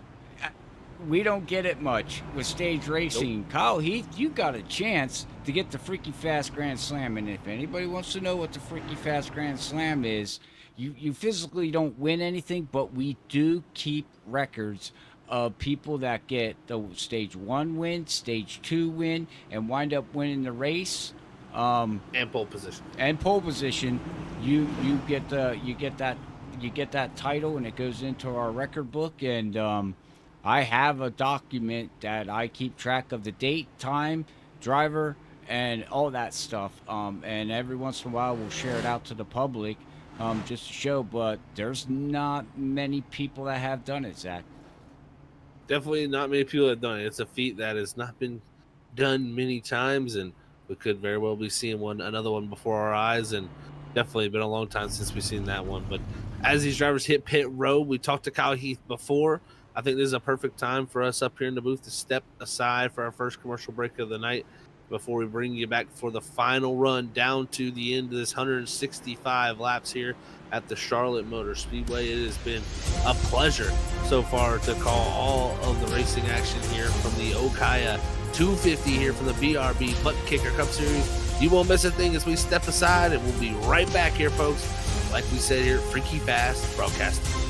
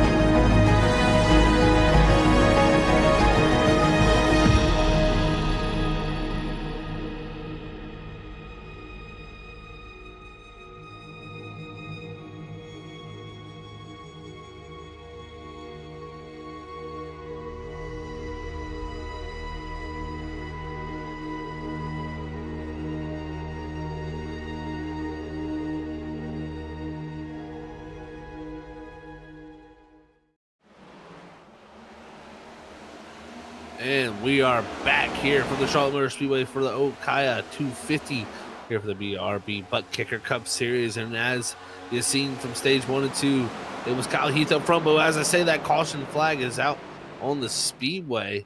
Let's see what happens. Oh, it looks like Braden Van Wintergarden is in the wall. Oh, right. Oh, and it actually happened ahead of him, Robert. Oh. This is going to be, I believe, Josh C. Anderson getting turned from another race car. All right. Well, we'll see Sam Dyer back here. Let's see what happened here with Josh C. Anderson as he's going up high here. Side by side with Sam Dyer right now. And then you got the 62 behind him there, Zach. And Sam Dyer's going to clear. The 62 didn't make a little contact. The 7 come down. The 62 is there, and bada bing, bada boom. Oh yeah. I know. Unfortunately, one gets hit by the 62 also, so that shoves him up in the wall, and there, 2 hurt race cars. We'll watch along here with the 1 machine. As you can see, the 62 sliding back and forth. They're exiting out of 4. Right here comes the contact. The round goes there, and and he gets clipped and into the wall, and he got damaged, but I don't think it was that bad. I mean, it don't help. Definitely don't help, but I like you said, I don't think it's nothing race ending. We're about to get these cars worked on, so to say, and we'll see how that works out. But what this has done, though, Robert, has kind of split some of the strategy a little bit for some folks. So we'll see how that works out for them. Definitely not too many laps on a lot of the tires for a lot of these guys up front. I mean, it's only 7 laps on the stint, and a lot of those laps have been under caution, but still, we'll see what type of strategies maybe open up with maybe fuel opportunities here. Yeah, let's see what these guys are doing. Even pitting right now and taking fuel, they're still going to have to get fuel. Not enough laps run yet in this final stage yet, I don't believe. Yeah, definitely. I don't know what their fuel load They're definitely on the pit. Yeah, they're definitely on the pit still. Yeah, because they run 80% fuel. That could be a huge factor in this because we got about 75 laps here left in this race. 77. Yeah, so you're really still probably looking at a 1 stop, in my opinion, with the green flag stop. Either way you look through this with the 80% fuel load, but we'll definitely have to see. I mean, it could very well get closer and closer if these drivers. I mean, if we get under that 50 lap marker, I could see someone maybe stretching it that far on an 80% fuel load. So I'll have to see how that works out. Is right now everybody does the choose cone here. You need to start finish line. You got to declare what lane you're going to take, and it's always a cool thing to see here at BRB, Robert, is drivers really get to choose where they want to start. Yeah, I'm not a fan of it. I'm not a fan of it in real life, but yeah, it's cool to see. You get to choose high or low, which way you want to go. If you feel more comfortable starting down on the bottom, or do you feel more comfortable starting on the on the top line? At least you get to pick where you wanna be. Exactly. It's always some situations you're at some tracks you're like, I'm in the wrong position on this caution. This is unfortunate. Well, choosing your line when you have that option like that, you might lose a position, but you get the preferred lane sometimes, and that can be huge at some short tracks in some places that are very one-lined. If you get in a wrong line, you could be losing 5-6 positions sometimes on these restarts. So you definitely you want to utilize that and make right choices, and it also puts it in the driver's hands. That's another thing I really like about it. It really comes down to the decision on that driver. So it is a cool factor to see here when we get to watch these races here at the BRB Butt Kicker Cup Series. Is right now pace car is in. We're going to get ready to go back green flag racing. We got no stage breaks. They're all done. Kyle Heath has won all of them. He's on pole position. He's leading the way still. Will this lead to domination for the 13 and get to victory lane for the first time this season? Or will someone take him down as Barnes starts right alongside him? He's able to stay alongside. Great restart here as they're 2x2, about 10 rows deep. 10 rows deep, 2x2, but Barnes is trying to, he falls back. Kyle Heath is he's gonna clear, but Barnes now is gonna be battling underneath of Jason there. Joshua Parent there in the 90. They're side by side, but yeah, I mean, that 27 right now, Zach, he's trying to get, back-to-back wins too here, so that would be something to see. Definitely want to see how these drivers can pull that off, because we've only seen Gavin Rogers with the multiple wins, and Rogers not really running for the points and, so to say, playoffs. He's kind of doing a few races here and there, one-offs, so to say. So if you could be that first one to get double wins and do it back to back, that'd be the first person to do that this season. So yeah, Barnes definitely wants that feat beside his name.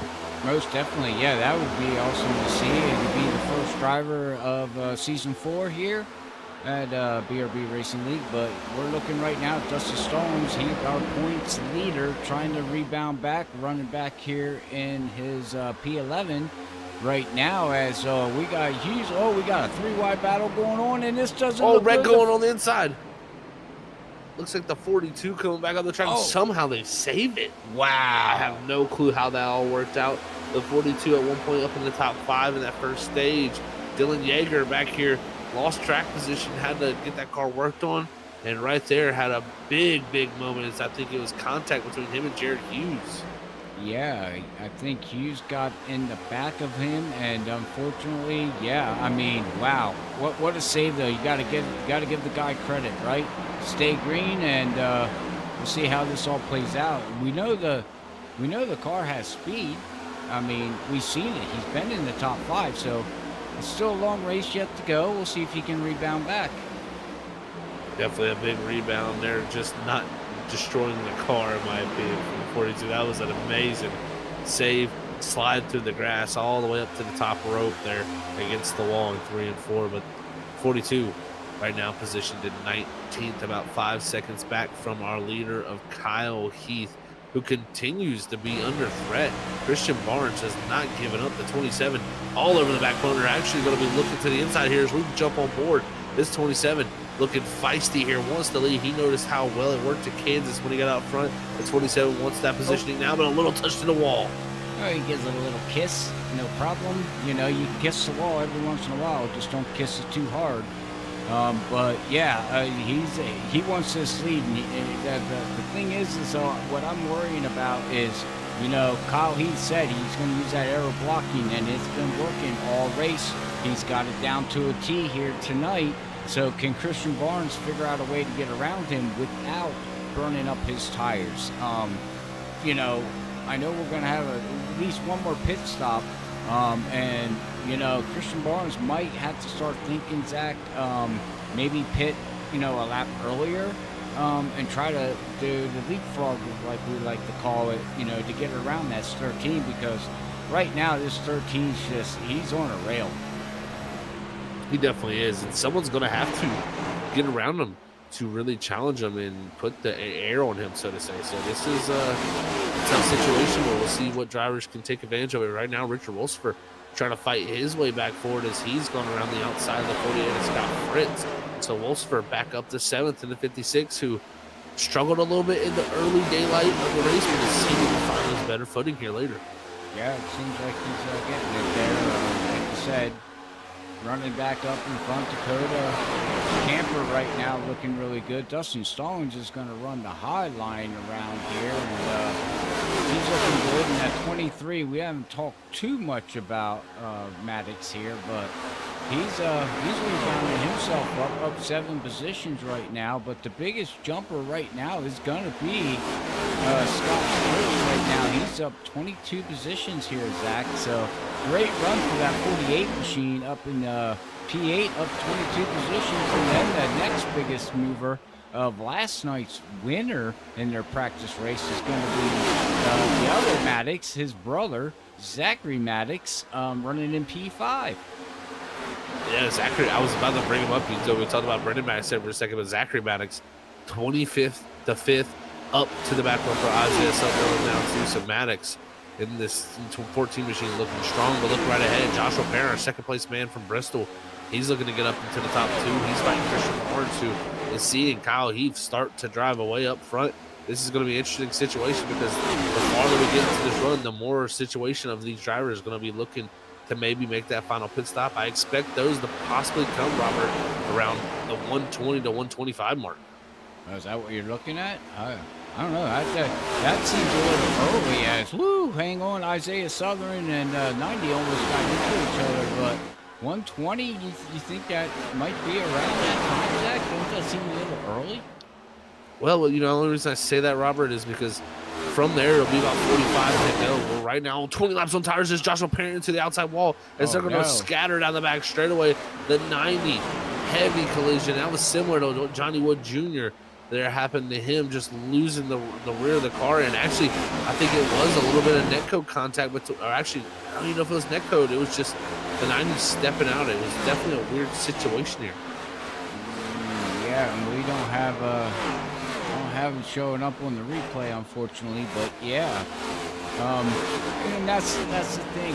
We up here in the booth are trying to figure out, is it you know, the dirty air that the front end uses it, the back end, or is it netcode? Because we know netcode has been horrific right now here with iRacing as they're trying to work on their system to make it better.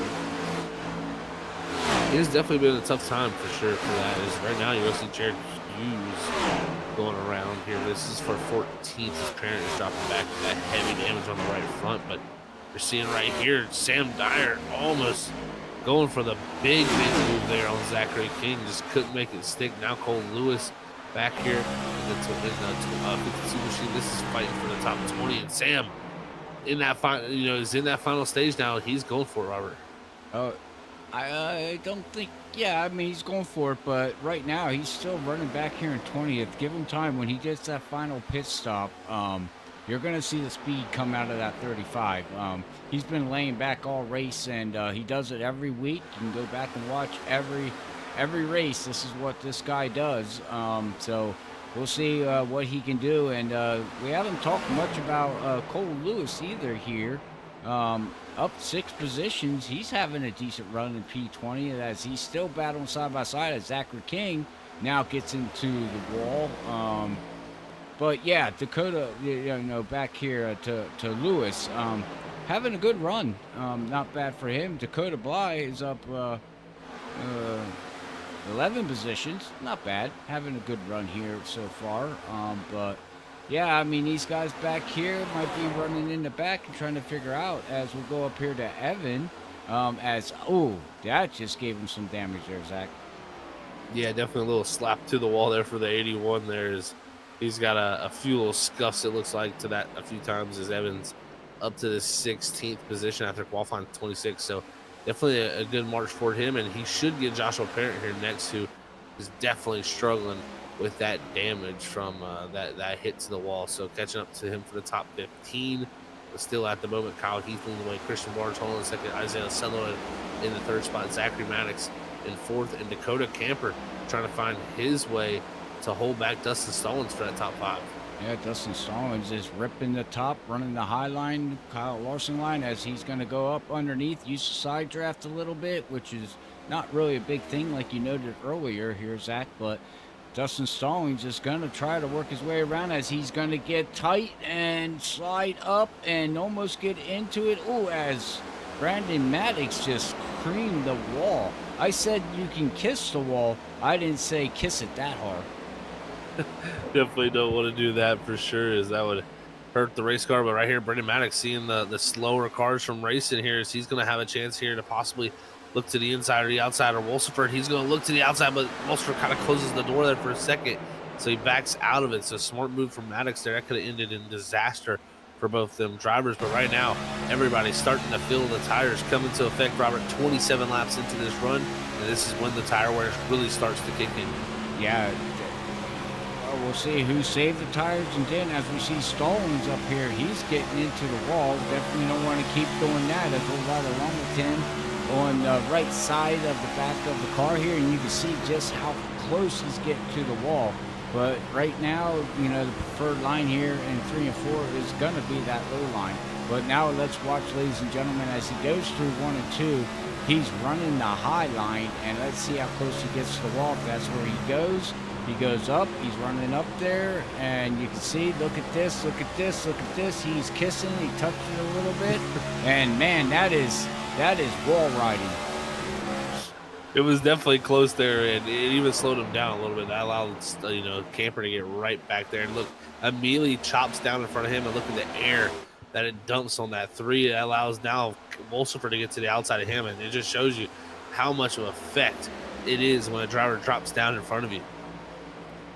Well, I seen it Sunday night. I was watching you guys. I went and watched the YouTube race. Then after I got done with my birthday on Sunday, I turned on the YouTube and watched the replay of the race. And somebody that won the race showed exactly how to use the dirty air. You got to run high and run low, and you just cut off the front of the nose of the car, and forget it. That car is going to get aerotight instantly. So I don't know if that is the key of these cars, of how to pass somebody, is to run high and then, just go high and go low and dump all the dirty air on them and make them tight and keep them behind you. Because that's not what I'm seeing Heath do up here in first position when, when he had cars trying to get to him. He was just doing it a little bit different. So I don't know, Zach. Is there different ways to be able to, dump that dirty air onto these cars? Yeah, definitely strategically dumping dirty air, so to say, you could do for these guys. And that's what Heath was kind of doing. He was kind of, fading late. What you do is do a late turning across the nose of someone to get to the bottom as they run the middle to bottom groove. And it just really hurts their entry. And entry is most important part of the corner, in my opinion, when it comes to an oval. If you miss the entry, your middle, your exit are never going to be right. As old Zachary Maddox losing a bunch of pace. He's back out of the top 10 now. As Carl Pooler in the 71, he's found his way into the top 10. So shout out to Pooler here. Wow. Well, okay. Carl is rebounding, and that guy right now, I think is just driving on a mission. No, I mean, I think he's like, look out, guys. I don't care. I'm coming through, and this is the way it's going to be as we'll ride along here with Carl up here in 10th position, trying to get under Scott Fritz here right now, and he's trying. He's going to get underneath him. He's using the side draft a little bit, and P9 now. Yeah, I mean, Carl has rebounded back. And he has. Pooler definitely showing good, strong pace right now. 30, 54. So great job, and that was while making a pass. Now we'll see if he can close it up there to Brendan Maddox, but up ahead of him, even Richard Wolsifer. We saw him struggle early in the race. He's now making a pass to get into the top 4 in the 56. He's past Dustin Stallings. So Richard Wolsifer finding pace late in the race, similar to what he did at Kansas. Yeah. And his teammate, like you said, Carl back here in 9th, he's finding the pace now.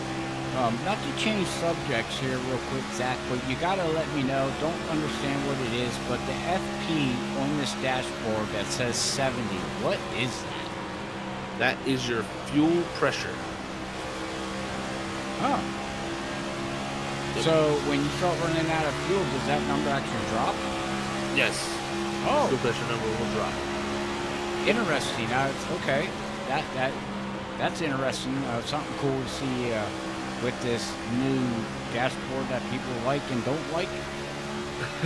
Okay. Definitely is interesting. We got oil pressure, we got oil temperatures now, we got water temperatures, we got transmission temperatures. It's a lot of information there. A lot of packed information in a little HUD there. But right here, we got some information. This is some great racing. Is now Maddox. We talked about all the pace he lost there, and was the big moment that dropped him back. Now he's fighting back here with Gray Walker. So the 14 trying to find his way back forward.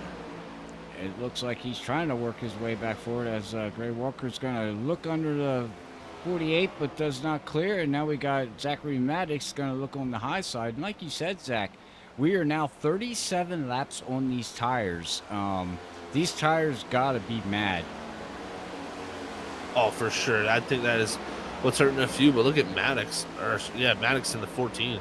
Power right around all these guys back into the top 10. Also, Jared Hughes, he's caught back up after his mishap there with the 42. So that's allowed the 98 to get back to 11th. To Scott Fritz and Walker continue to battle. But yeah, Camper here, Wolsifer right here on the edge of the top 5. They're catching up to Christian Barnes right ahead. It's got Dakota's trying to, work around Richard here. Oh, and that is not going to help. That is going to hurt. And we'll see if he can rebound after that hit, man, because that was pretty hard as the 55 now is going to go up underneath him. Zachary there having a great run. But, like I said, we're about 40 laps into this race. We're on lap 121 of 165, and you said, Zach, around 120 to 125, these guys should be looking at, starting to enter pit road. So pit road is now open for these guys to make it to the end of the race. That it should be, Robert. We'll see who is first to take flight. And look, as we say that, Scott Fritz, first one to head to pit road in the 48 machine. He's going to be the first to test the water of new tires. We'll see when do the leaders flinch, because Isaiah Sutherland up front, he's catching up to Kyle Heath. Is now down to 0.2 of a second for the lead. We said this too. Long run. Watch out for Southern. He showed it in stage 1 and didn't have enough laps to get him, when the stage came out. But yeah, he's on pace. And if we look at our last laps right now, Kyle Heath ran a 30.3 to Southern's 30.3, but looks like Heath was just a little bit faster. And also, Christian Barnes has dropped down, and he's running a 30.6, so he's 0.3 off. But there's a battle going on back here anyways with these guys here as, oh boy, getting around lap cars, ladies and gentlemen, and we got racing going on here. I we do. This is wild stuff here as we close down towards these pit stops. These drivers all trying to find spots, and this has been some great racing throughout majority of the field. So let's see how these guys can do. You got Brandvold in the top 5 too. Where's the 55 come from, Robert? I have no clue. I'd like to know. Can you let me know, Zach? Where did he come from? Because he's showing pace, he's showing speed, and looking good. As we got a lap car back here with Maddox and everybody else that's back here in this group. Yeah, that was close there. Brendan Maddox running up onto the back of Eric Jensen there, who is 1 lap down. So caught the 23 out there with a little bit of air, and unfortunately that's what happens sometimes, is he had a big wiggle off the exit of 4 there. So we'll see how they can gather it up. But right now, still nobody else flinching to come to pit road yet. Well, when do you flinch up here, like you said? What do these 2 guys Barnes do as right now? Oh, Barnes hitting pit road? That is Christian Yes, Barnes he for the is. top 3 spot on pit road here. Let's see what the other drivers say. Well, that's what I was going to get at here, Zach. What are these 2 guys are going to do? The Southern going to just stay out and wait for, believe they're teammates, correct? Yeah.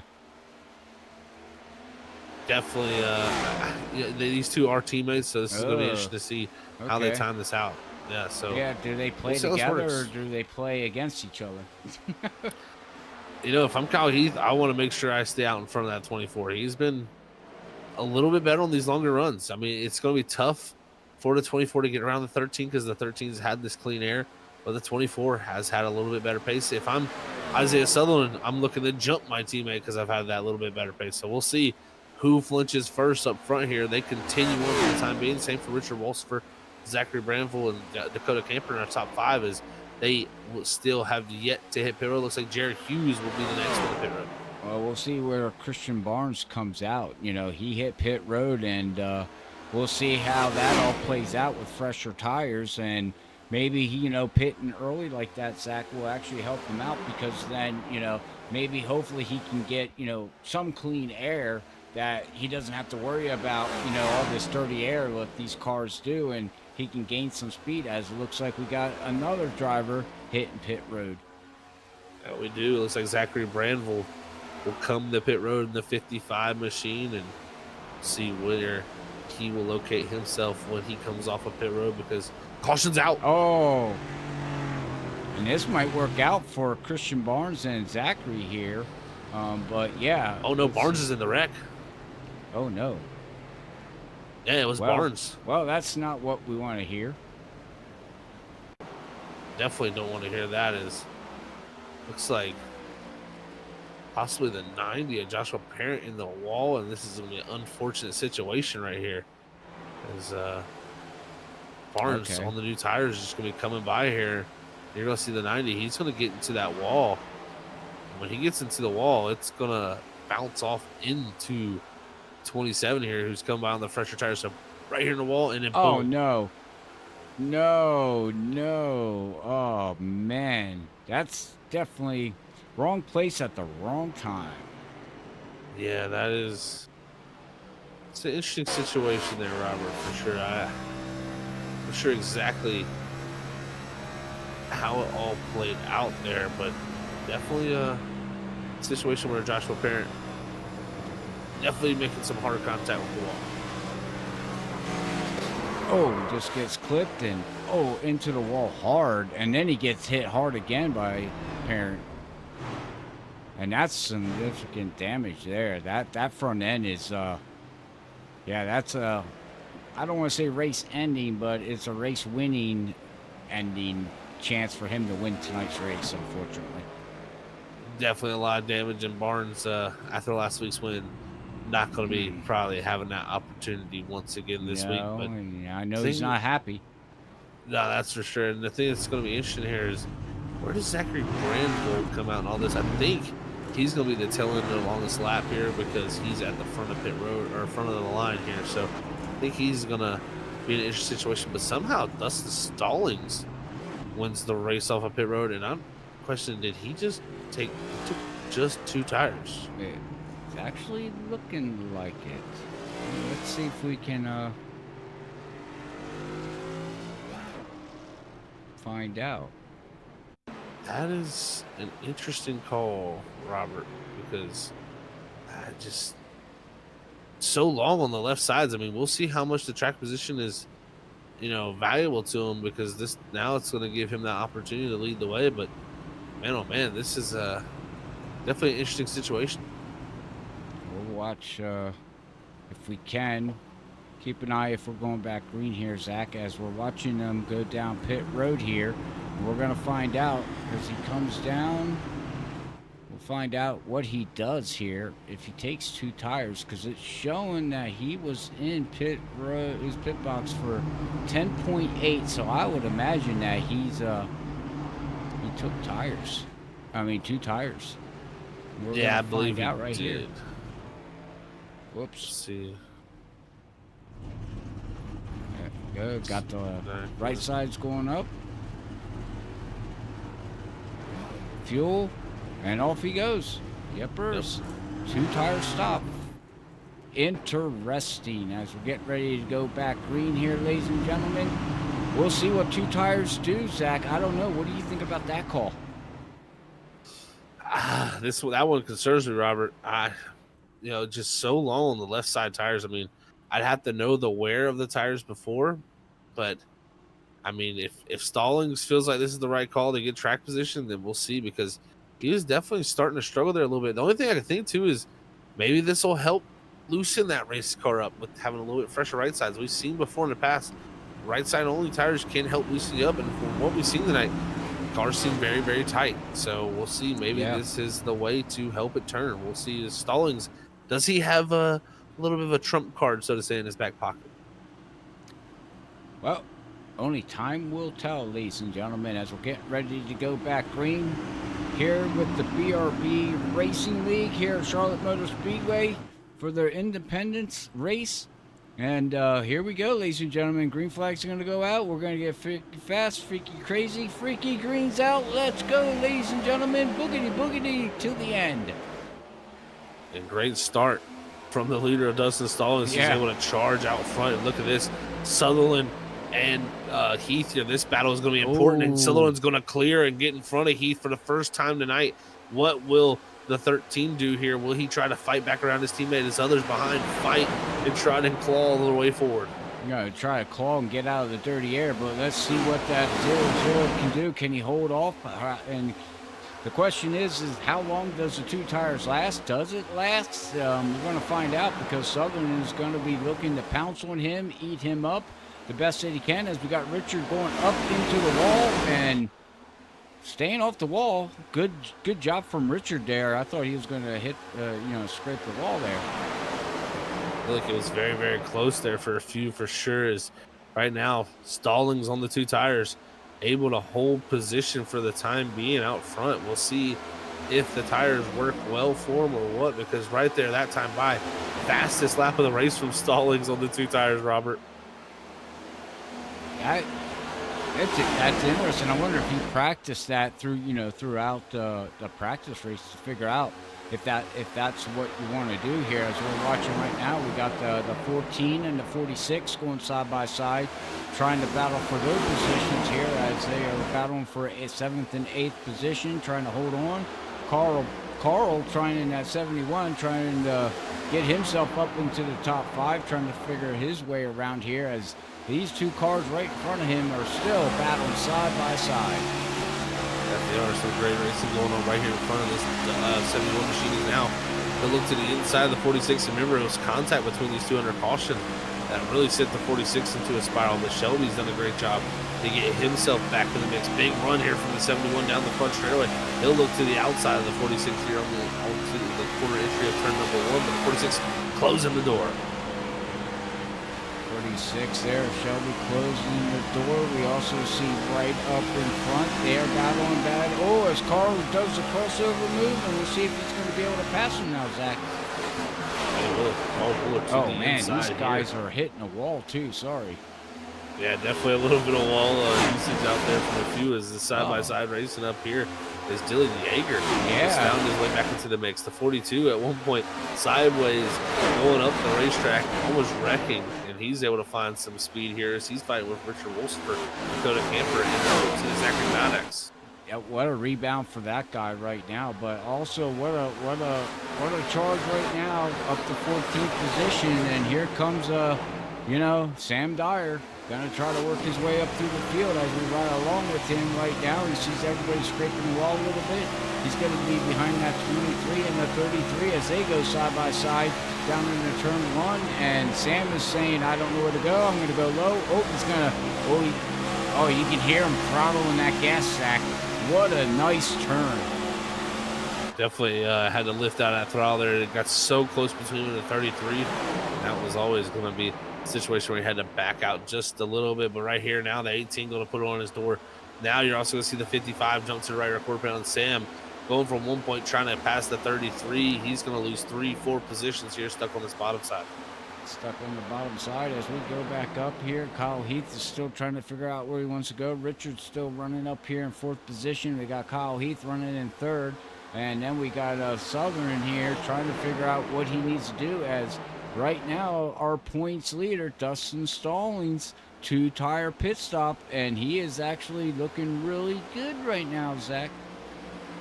Definitely is. Stallings, I gotta say, is making his 2 tires look like maybe the call to go. I mean, right now leading the way and looking strong when it comes to leading out front. And I think this is something drivers are going to have to take note of this. If this is something that works out for the foreseeable future, this is something you want to know that you can do. And right now, it's actually looking very strong. It's looking very strong, as we're going to see right now here. As I'm looking at the lap times right now here, Zach, as right now Stallings put down a 30-point flat, and to a Southern's 29.9. So yeah, Southern was a little bit faster. Ooh, as Kyle Heath gets into the wall, I think he's trying to overdrive the car there, Zach. But what I was saying is that I think Southern was a little bit faster than Stallings, but not enough. As now somebody else is into the wall. Oh my goodness, these guys are just trying to kill the wall now. Definitely everybody using the race cars, and it's getting spicy because right now Kyle Heath, he's trying to put the threat on the 24, but also back here to Zachary Maddox. He's been able to find his way around Richard Wolsifer. He's trying to fight up here to the 3 Dakota Camper. And Maddox, I got to give credit to him because he lost a lot of time from a moment there. Now, I didn't really get to see what happened. Is farther back, there's some action going on between Brendan Maddox and Coulter Clark, because they got close back here, Robert. And this is action's heating up. Matthew Shelby right in the mix. Yeah, you can see, basically what you're seeing, as Shelby gets up into the 50. Oh, no, and Zachary runs over Coulter Clark. Oh, and there goes Zachary Maddox around. Zachary King. Burn the yellow. Yeah, Zachary King around there on the back straightaway, and that is going to bring out the yellow flag on the speedway. And this is an interesting situation. 13 laps on the tires. do you want to burn another set? Because right now it's going to be about a little less than 20 to go. I don't know if the advantage is going to be enough. I don't think so either. I want, but you can see right here, man, he never slowed down. He just ran right over him, and then Gray Walker gets him and puts him into the inside wall. But Zachary King, he never slowed down. Let's ride along with him here, Zach. You can see Coulter Clark up here battling with Shelby and Maddox and everybody else going down into turn 1 here. As we'll see the incident fold there, Shelby goes up and boom, he never lifted. Unfortunately, and I think some contact from Ray Walker that turns him down the track. So, yeah, interesting situation there between those drivers. Well, we'll see if Maddox gets the black flag or not. But here we go, ladies and gentlemen, for 145 laps into it, and we got people making pit stops, Zach. That we are. Pit stops are happening right now. It looks like our top, I believe 12 have stayed. Oh, sorry, no, top 10? Top 10 have stayed out here. So top 10 drivers have stayed out. 11th on back has pitted. So we'll see what those tires are worth. I think if there's only 10 cars that stayed out, this might be very notable. Scott Fritz, the first one off of pit road. Did he take 2 tires? It looks like a 2-tire stop for Scott Fritz. Yeager puts on 4. He's the next car off pit road. Braxton Skinner after that. Oh, so actually he spins off the exit of pit road, and I think he hit I think he just put in the wrong gear. Whoops. Who was that spun up? Braxton Skinner. Oh, that makes the highlight reel. But yeah, I mean, okay, so the top 10 stay out, Zach, and everybody else pits with going to be about 18 laps to go. Will they have enough a tire to be able to pass the top 10 to get to the lead? I don't think so. I think I don't think it's going to happen. It's going to be an interesting situation because right there off that takeoff, I mean, Stallings was able to hit a 29.1, which is his fastest lap of the race. Right. Right before that yell comes out, he's running a 30 flat. So we're already seeing about 8 to 9 tenths of fall off. I think those new tires, if anything, they're going to have to get these passes done quickly. If you don't get the passes done quickly, you get stuck. You are going to even out those times when it comes to those tires. So I think the biggest thing, can I get stuck? If we see these tires quickly get a couple bit of track position here, we get a quick another yellow, don't count the tires out. Right now, if I'm Scott Fritz, Dylan Yeager back here in the first car on the fresh tires, you have to go for every little gap that's available. Well, ladies and gentlemen, if you enjoyed tonight's stream, make sure you hit that like button and subscribe so you don't miss any of the action here that we have at Freaky Fast Broadcasting. As right now, we got BRB on Tuesday nights, and we got WSSR going to Bristol tomorrow night. And Zach will be out there racing at Bristol, so good luck with that, sir. Yeah, we'll have fun out there for sure. I'm sure if anybody wants to see some great green flag action, that's the place you want to tune into for sure. So we'll see how that all shakes out for tomorrow night. Go, Zach. Yay. Yay. Yeah. All right, ladies and gentlemen, let's get freaky fast, freaky crazy, and let's get some freaky fast green flag racing going to the end with 19 laps to go here. It's going to be 18 laps to go as they come across the start-finish line, and here we go, ladies and gentlemen. Green flag is out. We'll see what Dustin Stallings and the top 10 cars can do. Great start from that front row there as it's the 13 of Heath alongside the 00. I think this is his best opportunity to fight for the lead. He will pull them back. Kyle Heath, we saw him take the lead from Dylan Yeager earlier on the outside. We'll see what he can do here. But Dakota Camper making big moves from behind and looking for the fresh tires. They have not been able to charge yet forward, but we'll see once the tires start to warm, will they do that? Is Gray Walker into pit road to serve his penalty and other drivers into the wall because of that? Oh, man, and here we go. Dustin Stallings holding off Wow, what a battle for the lead we got going on here, ladies and gentlemen. Look at this. They're side by side. They're touching. They're hitting. Kyle Heath up into the wall. Kyle Heath just gets a little bit ahead of him, and then they go down into 3 and 4. And this is going to be awesome. Watch, here we go again. Kyle Heath is going to get that run. Oh, and almost touch again. And oh my goodness, side by side racing we go. Here we go. Can the 00 make the pass back on the 13, or does the 13 have the positioning right now? Stallings up the racetrack. This might push the 13 tight here on the exit, and it's going to be very tough as they almost door bang it once again. Isaiah Sutherland's watching all this happen.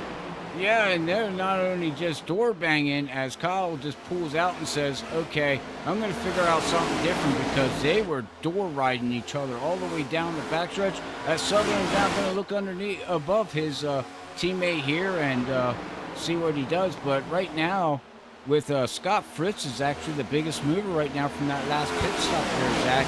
He has now moved himself up to P7. As Fritz is going forward, his own caution's out.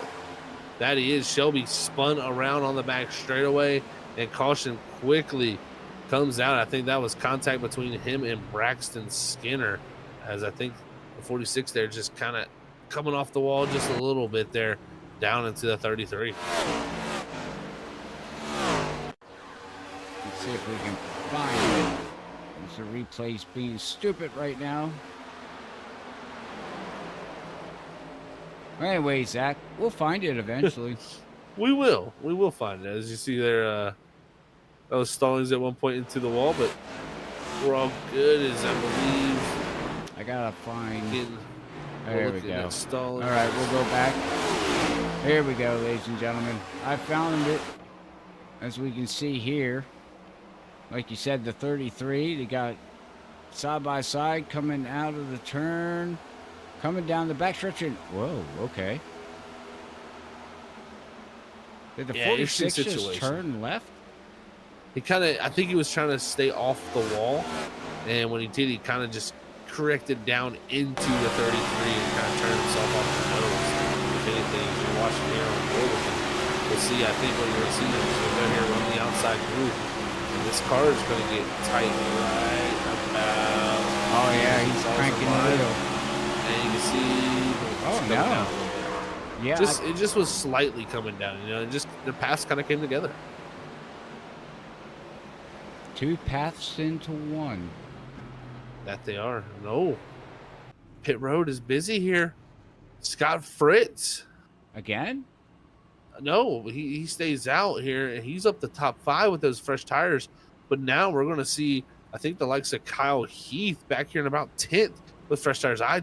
I'm not liking that call. And Southern even came in. Yeah, I don't think that call is going to be worth it here. We'll see if they don't. I don't know if they have the time. We'll have to see very well. I mean, but this is definitely changed things up, so to say. Yeah, and Stallings just, you know, Dustin Stallings is loving this right now. You know, he took 2 tires, and his tires are cooling down, heating up, cooling down for him. I don't know if that's a good thing with the new tire model or not, but maybe you have more information on that, Zach, or maybe not. I think the cooling down is just going to help. I think that just brings his tires back more to life there. I mean, you know, like I said, he dropped off about 0.8 of a second in that first little run. As soon as we take off on that next start, he was back within 2 to 3 tenths of his fastest time, and that was while being side by side with the 13. If he wasn't side by side, he probably is 2 tenths, maybe a tenth quicker. So you're looking at maybe 2 to 3 tenths of fall. I just don't see what these cooling down phases, the ability for these new tires to be able to make a difference. Now Scott Fritz up in 5th, Dylan Yeager up to 6th. They are definitely in my positions, in my opinion, sitting to be the best when it comes to the tire situation. But still, I would love to be Dustin Stallings in control of this race. I think the biggest thing for him, get a good restart here and make sure you're able to clear that 14 and not let them lay on your door. Well, that, and then you can use the dirty air, pack it. You know, the rest of the field's going to be packed up with that air and trying to, you know, not letting the front end, you know, slide, overheating your front tires, and then you start sliding, and then you just lose front end grip. That's what he's counting on too. So, like you said, though, the key here with 12 laps to go, it's going to be 11 laps when we go back green. Is the key is that he needs to definitely, clear that 14 right away. I think that's got to be goal number one when you're in this double zero. And he wants race win number 2 of the season. He wants to be a multi-time winner, also points leader. And if he pulls this off, what a job by him, because he had not led at any point in the race and looked even threatened to lead at any point in the race. I've been in the top 5, but not even threatened to lead. He played the strategy right with his 2-tire calls right now for the time being. But pace car is going to pull in. Dustin Stallings in control of the field here as we come to the restart zone. We wait for Barney, the flagman, and green flag is out. And Stallings, great restart. He should be able to clear the 14. I believe you're down to 1. And Maddox going to try to slot down, I think, into that bottom lane, but he's going to have the threat of the 3. This is a perfect start for Stallings. He loves what he sees in the mirror. Yeah, definitely sees what he needs to see here as these guys get side by side. They're racing hard to try to clear, to catch the Stallings here. But, yeah, Stallings is looking good. And here comes Scott Fritz on that 2-tire stop, too. He's trying to work his way on top, 3 wide.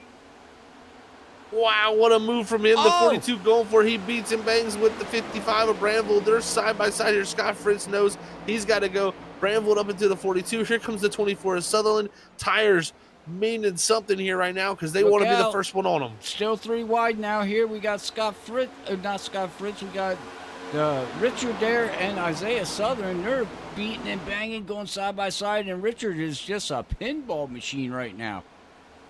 At 55 of Bramville right there, stuck all up in the middle. He's dropping back here for the time being. It is Richard Wolfsford there right behind that 50 or 24 of Isaiah Sutherland. He's trying his best to stay right in the mix, but this all is a mess. Robbers are hitting the wall for the time being as Stallings trying to drive away from Camper, but it's the 48 of Scott Fritz, the one on the freshest tires, trying to drive by the 14 of Maddox. Will he have the tires? Well, right now it's showing that he has the tires as we got Hughes going into Richard back there. They're beating and banging, and now we got, Scott Fritz trying to work his way around. Here comes Southern. Southern's like, don't forget about me.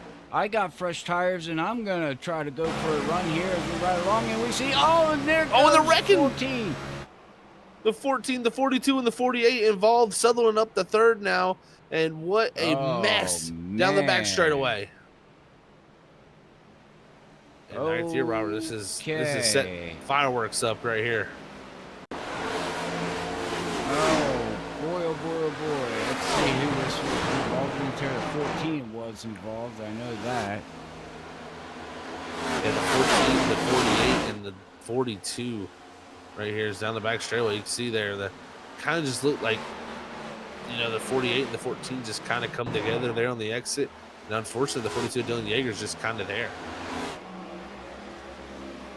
See here on the replay, ladies and gentlemen, they go across the start finish line, going down into turn 1, looking good. And the incident's going to happen here on the exit of turn 2, as looks like they just come together, and I'm not sure, but hey, the 14 can't complain. He just got pushed, right? I mean, not too much damage.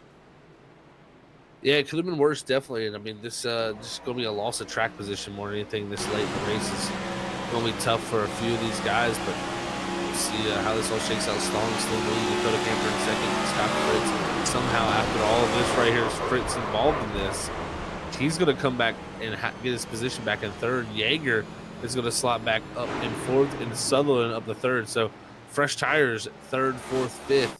Here, and we'll see how that works for these drivers from this restart. But again, I think Stallings there, he took off pretty well there for those older tires, a 29.232 on that first lap. So the less laps I think that he has, the less time these drivers have, and it's definitely going to make things difficult.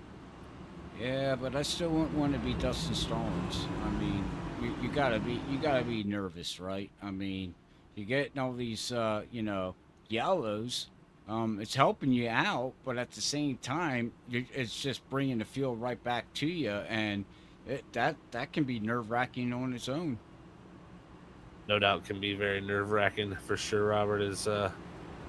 This field has been tight all night. It's been a who's who of who's been up front, and right now we have got, I think, a classic finish setting up before our eyes. You thought Bristol was wild 2 weeks ago. Well, I think this week could possibly top that, if anything. I mean, we could see if these new tires get a possibility to get some clean air on the nose, that is where they're going to shine. Yep. Well, ladies and gentlemen, here we go. I mean, this is, let's see here where Stallings always, yep, all the yellows, he has taken the low line, and that, I guess that's a preferred line. I would imagine the top line would be better, but what do I know? I think really that bottom line just, it gets up the speed just a little faster by being able to run wide open around that bottom, which makes the shorter distance just the better way around. As long as you can clear that driver, you're fine. But I think if you're campering, you can stay on that quarter panel. You have an opportunity at this, and especially if they stay side by side, that's where you're going to see the new tires of Dylan Yeager and Scott Fritz probably shine. Yeah. Well, I hope we don't see carnage here at the end with 5 laps to go. It'll be 4 laps to go when we go back green here. But these guys are going to be beating and banging. We're going to find out, Zach, as this is going to get interesting. That's all I can say. Hopefully everybody is enjoying tonight's event here of the BRB Buck Kicker League, Racing League. Round number 8, soon going to be in the books here. So we'll see if Dustin Stallings, our points leader, can get his first victory of the season, or does Dakota Camper get his first victory of the season? Does Scott Fritz get his first one? It's going to be interesting, but here we go. We're going back green flag racing. Here we go. Like you said, Robert, it's time to get ready. It's going to be time to go here as it's 4 laps to go here at the Charlotte Motor Speedways for the Ohkaya 250 here for the BRB Buck Kicker Cup Series. Is right now Stallings able to get a great start, but Yeager started behind him. That was excellent for him because he timed it well, and he's up to second on the freshest tires of the group. Same with Sutherland, and here comes Kyle Heath to break up to the top 5. Yeah, Yeager right now is looking, he's getting passed by Sutherland, so I guess his damage is hurting him just a little bit. As Sam Dyer back here is getting beaten and banging back here in 10th position. These guys are 3 wide. Oh my goodness, hang on to it. Oh, as Richard gets hit sideways, puts Barnes up into the wall. Here comes Colton Clark. Sam Dyer's still stuck in the middle, and now he's going to clear on the high side, as now we got Gray Walker now looking down below for 3 wide as man, oh man, I thought the front was going to be nuts. It's 2 laps to go. It's not going to continue to get any better because he's can't go 5 wide, guys. In the wall hard. Oh my goodness. How are they saving these cars right now as Dyer under threat from the 27 of Barnes? It is getting wild, but up front, we're about to take the white flag. Up front here is the 00 of Dustin Stallings. On the older tires, he's been able to solidify himself for the time being. But Sutherland is coming. There. He has quickly got there, and guess what? Scott Fritz also right in front of this could play a factor with the air. Well, race is final. White flag is out. Brought to you by Freaky Fast Broadcasting. But here we go, ladies and gentlemen. Can Dustin Stallings pack that dirty air? Keep that 24 behind as he's getting a run, and he's actually looking pretty good. All he's got to do is make it through 3 and 4 here, Zach. And I love it from Stallings. He opens up the entry to try to get the air on the entry, and he does a great job. But out of 4, Dustin Stallings win number 2 of the season here at the Charlotte Speedway, and Stallings holds him off on 2 tires with the best strategy call of the night, pulling it off in front of Sutherland and Kyle Heath. He ran 34 laps on 2 tires. That was wild. Take that and write it down, ladies and gentlemen. Wow. Our race winner, Dustin Stallings, congratulations to him. Kyle Heath is going to bounce back to 3rd position, our points leader, and unfortunately he doesn't get the Freaky Fast Grand Slam. Almost had it, but unfortunately just went out the window with Dustin Stallings getting the win. But man, oh man, Zach, what a finish. What a finish it was, Robert. Stallings with the victory, able to win in classic fashion here, and I'm sure he's going to be super excited by this one, as he's had great race after great race this season, but he's looked for that second victory after opening the season at Daytona, and it's come here tonight at the Charlotte Motor Speedway. That it has. All right, ladies and gentlemen, stick around as we get ready for our post-race interviews here with the top three and a spotlight driver here after we come right back here at Charlotte Motor Speedway.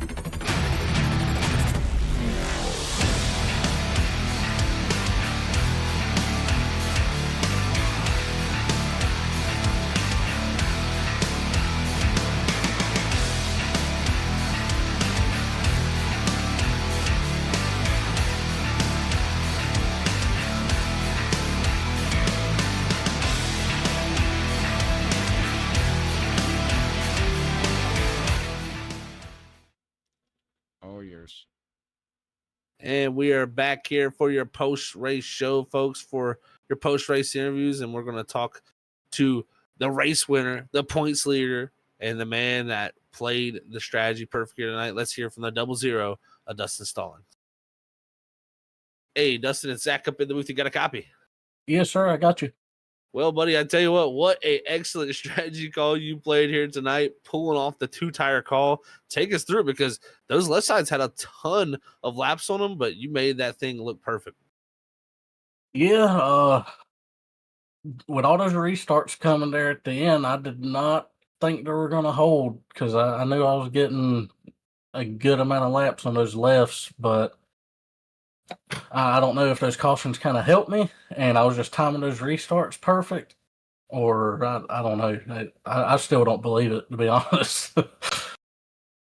It definitely was a wild scene, and it seemed to work very, very well for you, that two-tire car. We don't know if that helped the balance, such to say, for yourself, but it definitely seemed to work very well, just having that clean air out front. But you definitely lost some clean air coming down there with about 2 laps to go with the 48, I think, being slow right there in front of you.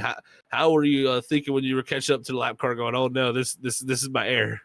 Oh, dude, I was getting a little frustrated with that, like just bad timing on how that happened. But I know that he had to serve his drive-through, so I mean, I wouldn't necessarily put it all on him, but with the leaders coming as quick as we were up to him, I mean, he probably could have gotten out of the way so dirty air didn't affect it. But I managed to hold on to it. I was waiting for Isaiah to roll the fence, rip the fence going into 1 and 2 on that last lap, but he kept it to the bottom, and I kind of blocked him a little bit there, and I think he bumped me a little bit, but I was able to keep the car under me. But dude, that was fun. I went through ups and downs all night battling dirty air and our damage early on, but that two-tire call, I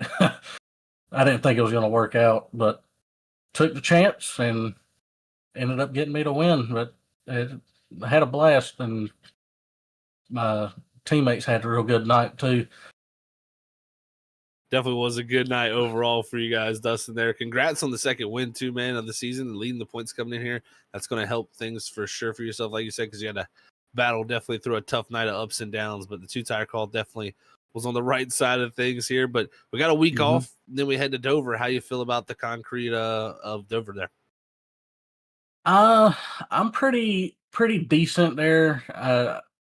I wouldn't say I'm the best at saving tires there. I just it's kind of hit and miss, to be honest. There's times where I can be hitting my marks and just having good pace and manage, but with this new update, I have no idea what to expect. So during this off week, I'm going to try to just turn some laps and try to see what I can get figured out. But track position is super important. It's crazy on how this dirty air, how the aero works with these cars now. And it's like, in a way, it's super frustrating when you can't make a pass on anybody and you're stuck side by side and you're just losing time on people in front of you, or just guys behind you are getting a big run because of it. And it's just insane on the difference, and it's fun too. I will say that. I think with the right people around you on track and stuff, it can be super fun on trying to work the dirty air and try to make moves. Definitely agree with you there, Dustin, on your assessment. It definitely is frustrating, but can be a fun situation too. So it was fun from us up here in the booth too to watch it all, and y'all guys battle it out. But before we let you go and celebrate this win, anybody want to send a shout out to?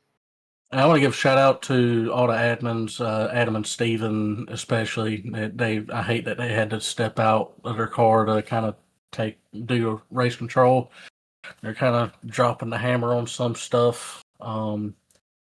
You guys, Freaky Fast, on the broadcast. I love going back and watching these races. It just great experience being able to go back and watch and have my family and friends kind of watch some clips and stuff. Also, give a shout out to Isaiah, Kyle, Dakota, like everybody there after those last pit stops. That was intense racing, and I feel like it was pretty respectful, and it's just I couldn't ask for more with that. And give a shout out to my team, Brendan and Zach Maddox. They had pretty good runs, had good pace, and also the guys at Spirit. I know a couple of those guys had some bad luck, but I believe Zachary Banvald, he had a pretty good finish. But I know that the bad luck for those guys is still kind of stinging them, but it's just trying to get everything to line up, but it's coming. I feel like their luck is going to turn around here shortly. And give a shout out to Mason Houseman. He's not here with us racing right now. He's going to basic for the Air Force and has a lot going on his side as far as personal. I wish him well and hope he's doing okay. This paint scheme I ran tonight is pretty much representing him. I ran it at Iowa earlier this season. Just super stoked to have his name on the car and be able to put this thing in victory lane. Couldn't describe a better feeling. Then give a shout out to my wife and my two daughters. Love them to death and would do anything in the world for those girls. And also have to give a shout out to the Lord and Savior Jesus Christ. And it's about all I got. Had a blast. Well, it definitely was a blast for us up at the booth too, Dustin. Congrats on the second win of the season, and we'll catch you in 2 weeks there at Dover. Yes, sir. Thank you. All right, there you heard it, folks. From your race winner here tonight from the Charlotte Motor Speedway, Dustin Stallings, second win of the season, being your points leader. What a way to get it done. Now we're going to move on to second, and we're going to check out the driver who closed in there on the new tires late in the race, but just unfortunately came up a little short. Well, Hey, Isaiah, Zach up in the booth. You got a copy? I got you, brother. Well, man, I tell you what a job by you tonight, fighting your way back through there late on those tires. I mean, take us through it, because it looked for a moment there on the last lap, you were going to have a shot at it coming down to the end. Yeah, well, I mean, to run through the whole race, I hate this track, and it's funny that this is the best race of the season for me. I've had so much bad luck. So, me and my teammate Kyle, we were able to take both of the stages, 1, 2, and there at the end, we ran away from the field, put about 4 seconds on everyone, and truly based on speed alone and long run speed, it was going to come down between us. But cautions came out and really hurt us, put us in bad spots, and um, there was one moment where I felt like the caution worked out in our favor after that long run, and we get our 4 tires, and I look ahead of me, and Dustin's in front of us. He had taken 2 tires, and I could have swore that wouldn't have worked, but it worked pretty good. I was gonna be able to run him down once I got past Kyle on that restart with, like, I don't know, 25 to go. I was gonna be able to run him down. I was just letting him burn those 2 right sides off, and started running him down, getting closer, and another caution. So that really messed us up, and I was like, well, I'll tell you what, let's just gamble and go in and take tires. So we go in, take tires. Thankfully, only 6 guys stayed out, and man, it was working really good for me. It just Dustin read my mind. On the white flag, he going into turn 1, he took the bottom, and I was going to dive it in on the bottom because I had more grip, and he just read my mind and went down there, and I could not do nothing. I tried to even touch him, and I got so tight coming out of 2 that I couldn't do anything in the last turn. Thinking back on it, I really wished I could have taken the top there and gotten momentum off of 2 and possibly been beside him or got a run and went underneath him with it. But I really can't complain because I'm really not a fan of this track. And all season long, I might have finished 1 stage and then end up getting wrecked. So it's really nice being able to finish both stages really well and to also finish really well. This might be my first podium of the season. So Dirty Airs is crazy. Kyle was able to hold everyone off because of that clean air. And one moment I thought I can get a sniff of it. Dustin took those 2 tires, but racing's fun. You really got to battle in these things and also try to conserve at the same time. I'm happy to bring the Jesus Save Chevrolet home in second place.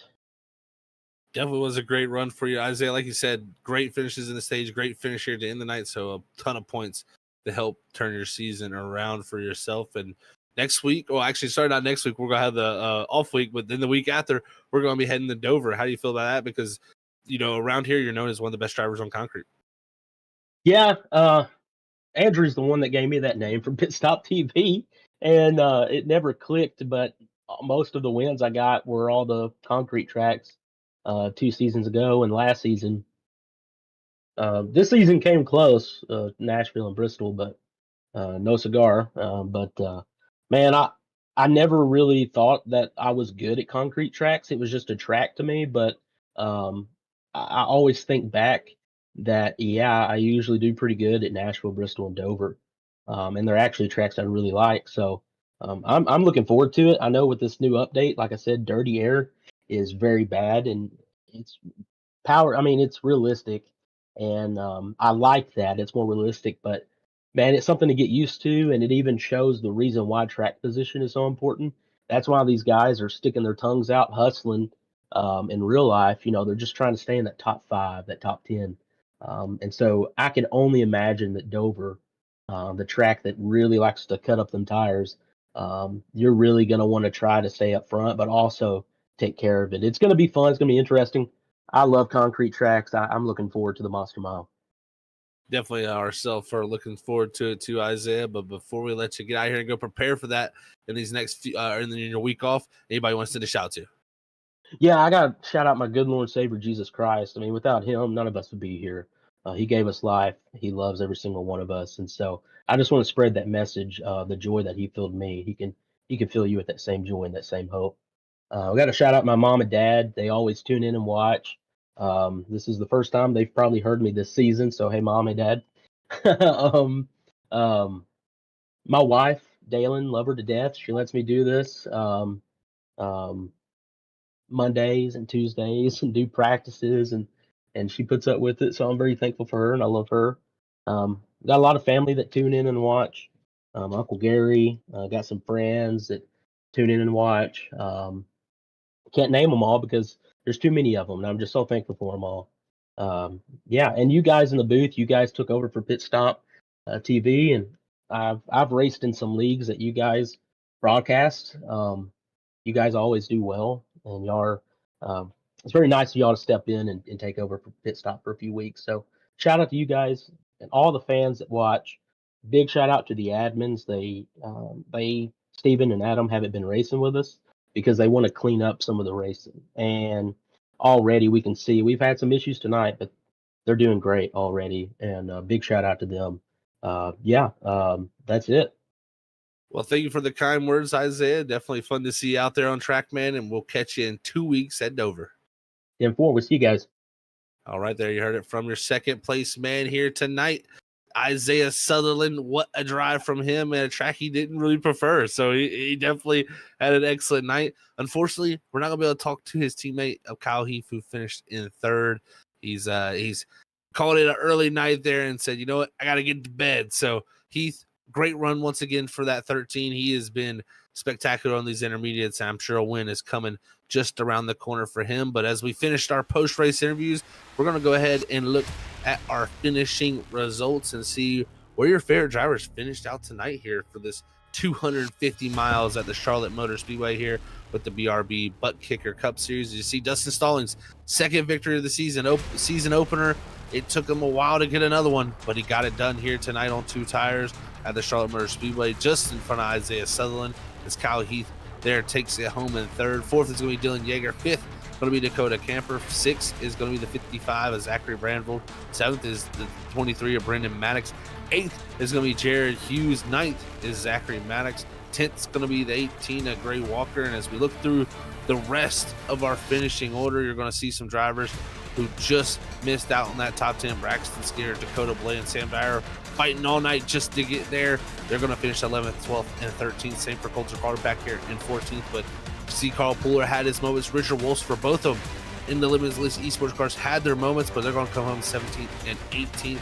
And as we drop even farther back, you're going to see some of the drivers who got in big trouble. As the first driver a lap down going to be Ronnie Osmer, 5 laps down. Definitely a tough night for him. Same for Scott Pritzker in 24th, who had to serve a penalty there on that last restart. And you look through the rest of the order as the drivers that dropped out early in this event, as it was a tough finishing order for a few down here. Nicholas Renner going to round out the field in 33rd. They're 145 laps down. But what a night of racing we had. And Robert, I don't know about you, but this has been, a clinic of what to not do and what to do, of, learning these cars, learning this new update. It is really come down to a mind game. And like Isaiah said, it's very realistic. It looks similar to what we see on Sundays now. Yep. Yeah. Like you said, that's what it looks like on, in real life. These guys are beating and banging and trying to get up through the field. And, well, we've seen it here tonight in the BRB Racing League here at Charlotte. For their patriotic paint schemes here tonight. Awesome to see all them paint schemes out there. But, yeah, what a race, Zach. I don't know what else more to say about it. It's very interesting. And, just to bring up Kyle Heath, we didn't get to talk about him, but he did say in the chat in YouTube that he is looking forward to, Dover in 2 weeks. So we'll see what he can bring out, and hopefully maybe he can get, finally get that win and get that monkey off his back. He is long overdue for a win, I do believe, here at BRB Racing League. I'd have to agree with you there, Robert. I think it is in the foreseeable future for even a lot of these guys. Yeah. So I'm excited to see how it all unfolds. Like we were talking about, we do have a week off coming into the next race, so we'll have a week Yes. off. Make sure you go check out all the BRB Cup Series socials and stuff. Maybe they'll be posting about that powder puff race that's going to be happening. That's always fun Yep. to see the wives and the spouses and siblings of drivers race. So it's always an interesting thing for sure. So I'm interested to see how that all works for everybody. But Robert, I tell you what, man, we got a excellent set of races coming up too after we come back, and it's going to be fun to call this action with you. Well, that is very true, Zach. Yeah, the next week we are off here at Freaky Fast Broadcasting with the BRB Racing League, like you said, but they'll be over on the Hauler Podcast. Make sure you go over and check out that YouTube channel. Hit that subscribe button over there, as we'll have the Powder Puff race next week, like you said, with all the ladies and girlfriends and daughters and all them out there beating and banging and running around. This exact track right here that you see, they will be at Charlotte. So that will be awesome to watch and see. So make sure you tune into that next week. But racing ain't over yet this week, ladies and gentlemen. Tomorrow night here on Freaky Fast Broadcasting, we'll have Sam Dyer and Richard calling all the action at WSSR as they head on to Lake Coliseum at Bristol Motor Speedway for their race. So that's going to be interesting to see. At 8:50 we go live, race around 9:05. So it's going to be an awesome race to see how that all plays out with these next gen cars. So have we seen it 2 weeks here with the first update when it came out? BRB was actually racing them cars, these cars here at Bristol, Zach. So but your final thoughts here, Zach, before we sign off for the night and take a break. Well, Robert, it is definitely been a pleasure to call all the action first off with you. So shout out to you up in the booth doing all the production. I'm pushing all the buttons, moving all the gadgets and getting everything ready for us, because you folks don't understand it, but it is a lot of work back there. So give this man a round of applause, because he's not only got to do that, but he's got to talk to and keep up with my mouth. So it is definitely not an easy time, and it's tough. So give him a huge shout out. Shout out to all these drivers putting on an excellent show here tonight. We had some great long runs, really a lot of story folds unfolding in front of us, and it was cool to call that. Also, shout out to all the sponsors here who helped make it happen. Again, I want to give a shout out to all of them. Butt Kicker, of course, being the title sponsor. Make sure you go to thebuttkicker.com to check them out. Make sure you head on over to revsimshop.com. You can get some button boxes, your race control stuff from him. You can go to Maddox Graphics there. You can get some of the best paint schemes out there in all of iRacing. Also, check out that Performance Food Group. Performance Food Group delivers more than 300,000 foods and related products to customers across the United States and Canada. But that's not all.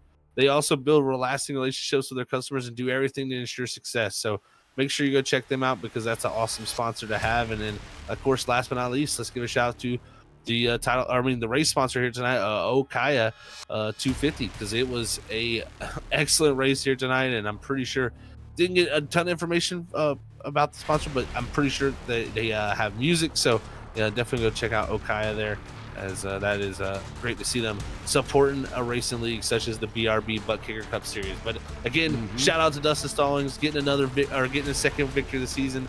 Isaiah Sullivan putting on a show. Same with Kyle Heath. Those guys were excellent all night. And Robert, I tell you what, I think we've got some great shows ready to unfold for us here over these next few weeks, because the BRB Butt Kicker Cup Series is definitely on the stride up. I feel like they had a little bit of a bumpy start this season. A few drivers, like we've seen with Adam Buzzio and Steve Borbell, had to step out and go into the admin booth, but I think they're definitely doing a good job of cleaning the action up by really putting the hammer down, so to say, with these drive-throughs. Most definitely, yeah, putting the hammer down. But with that being said, ladies and gentlemen, hopefully you have a great rest of your night here on Tuesday, what's left of it if you're on the East Coast. But until then, we will catch everybody tomorrow night, again, WSSR at Lake Coliseum, Bristol Motor Speedway at 9 o'clock here on Freaky Fast Broadcasting. But until then, we'd like to say here at Freaky Fast Broadcasting, God bless everybody, love yous all, peace out.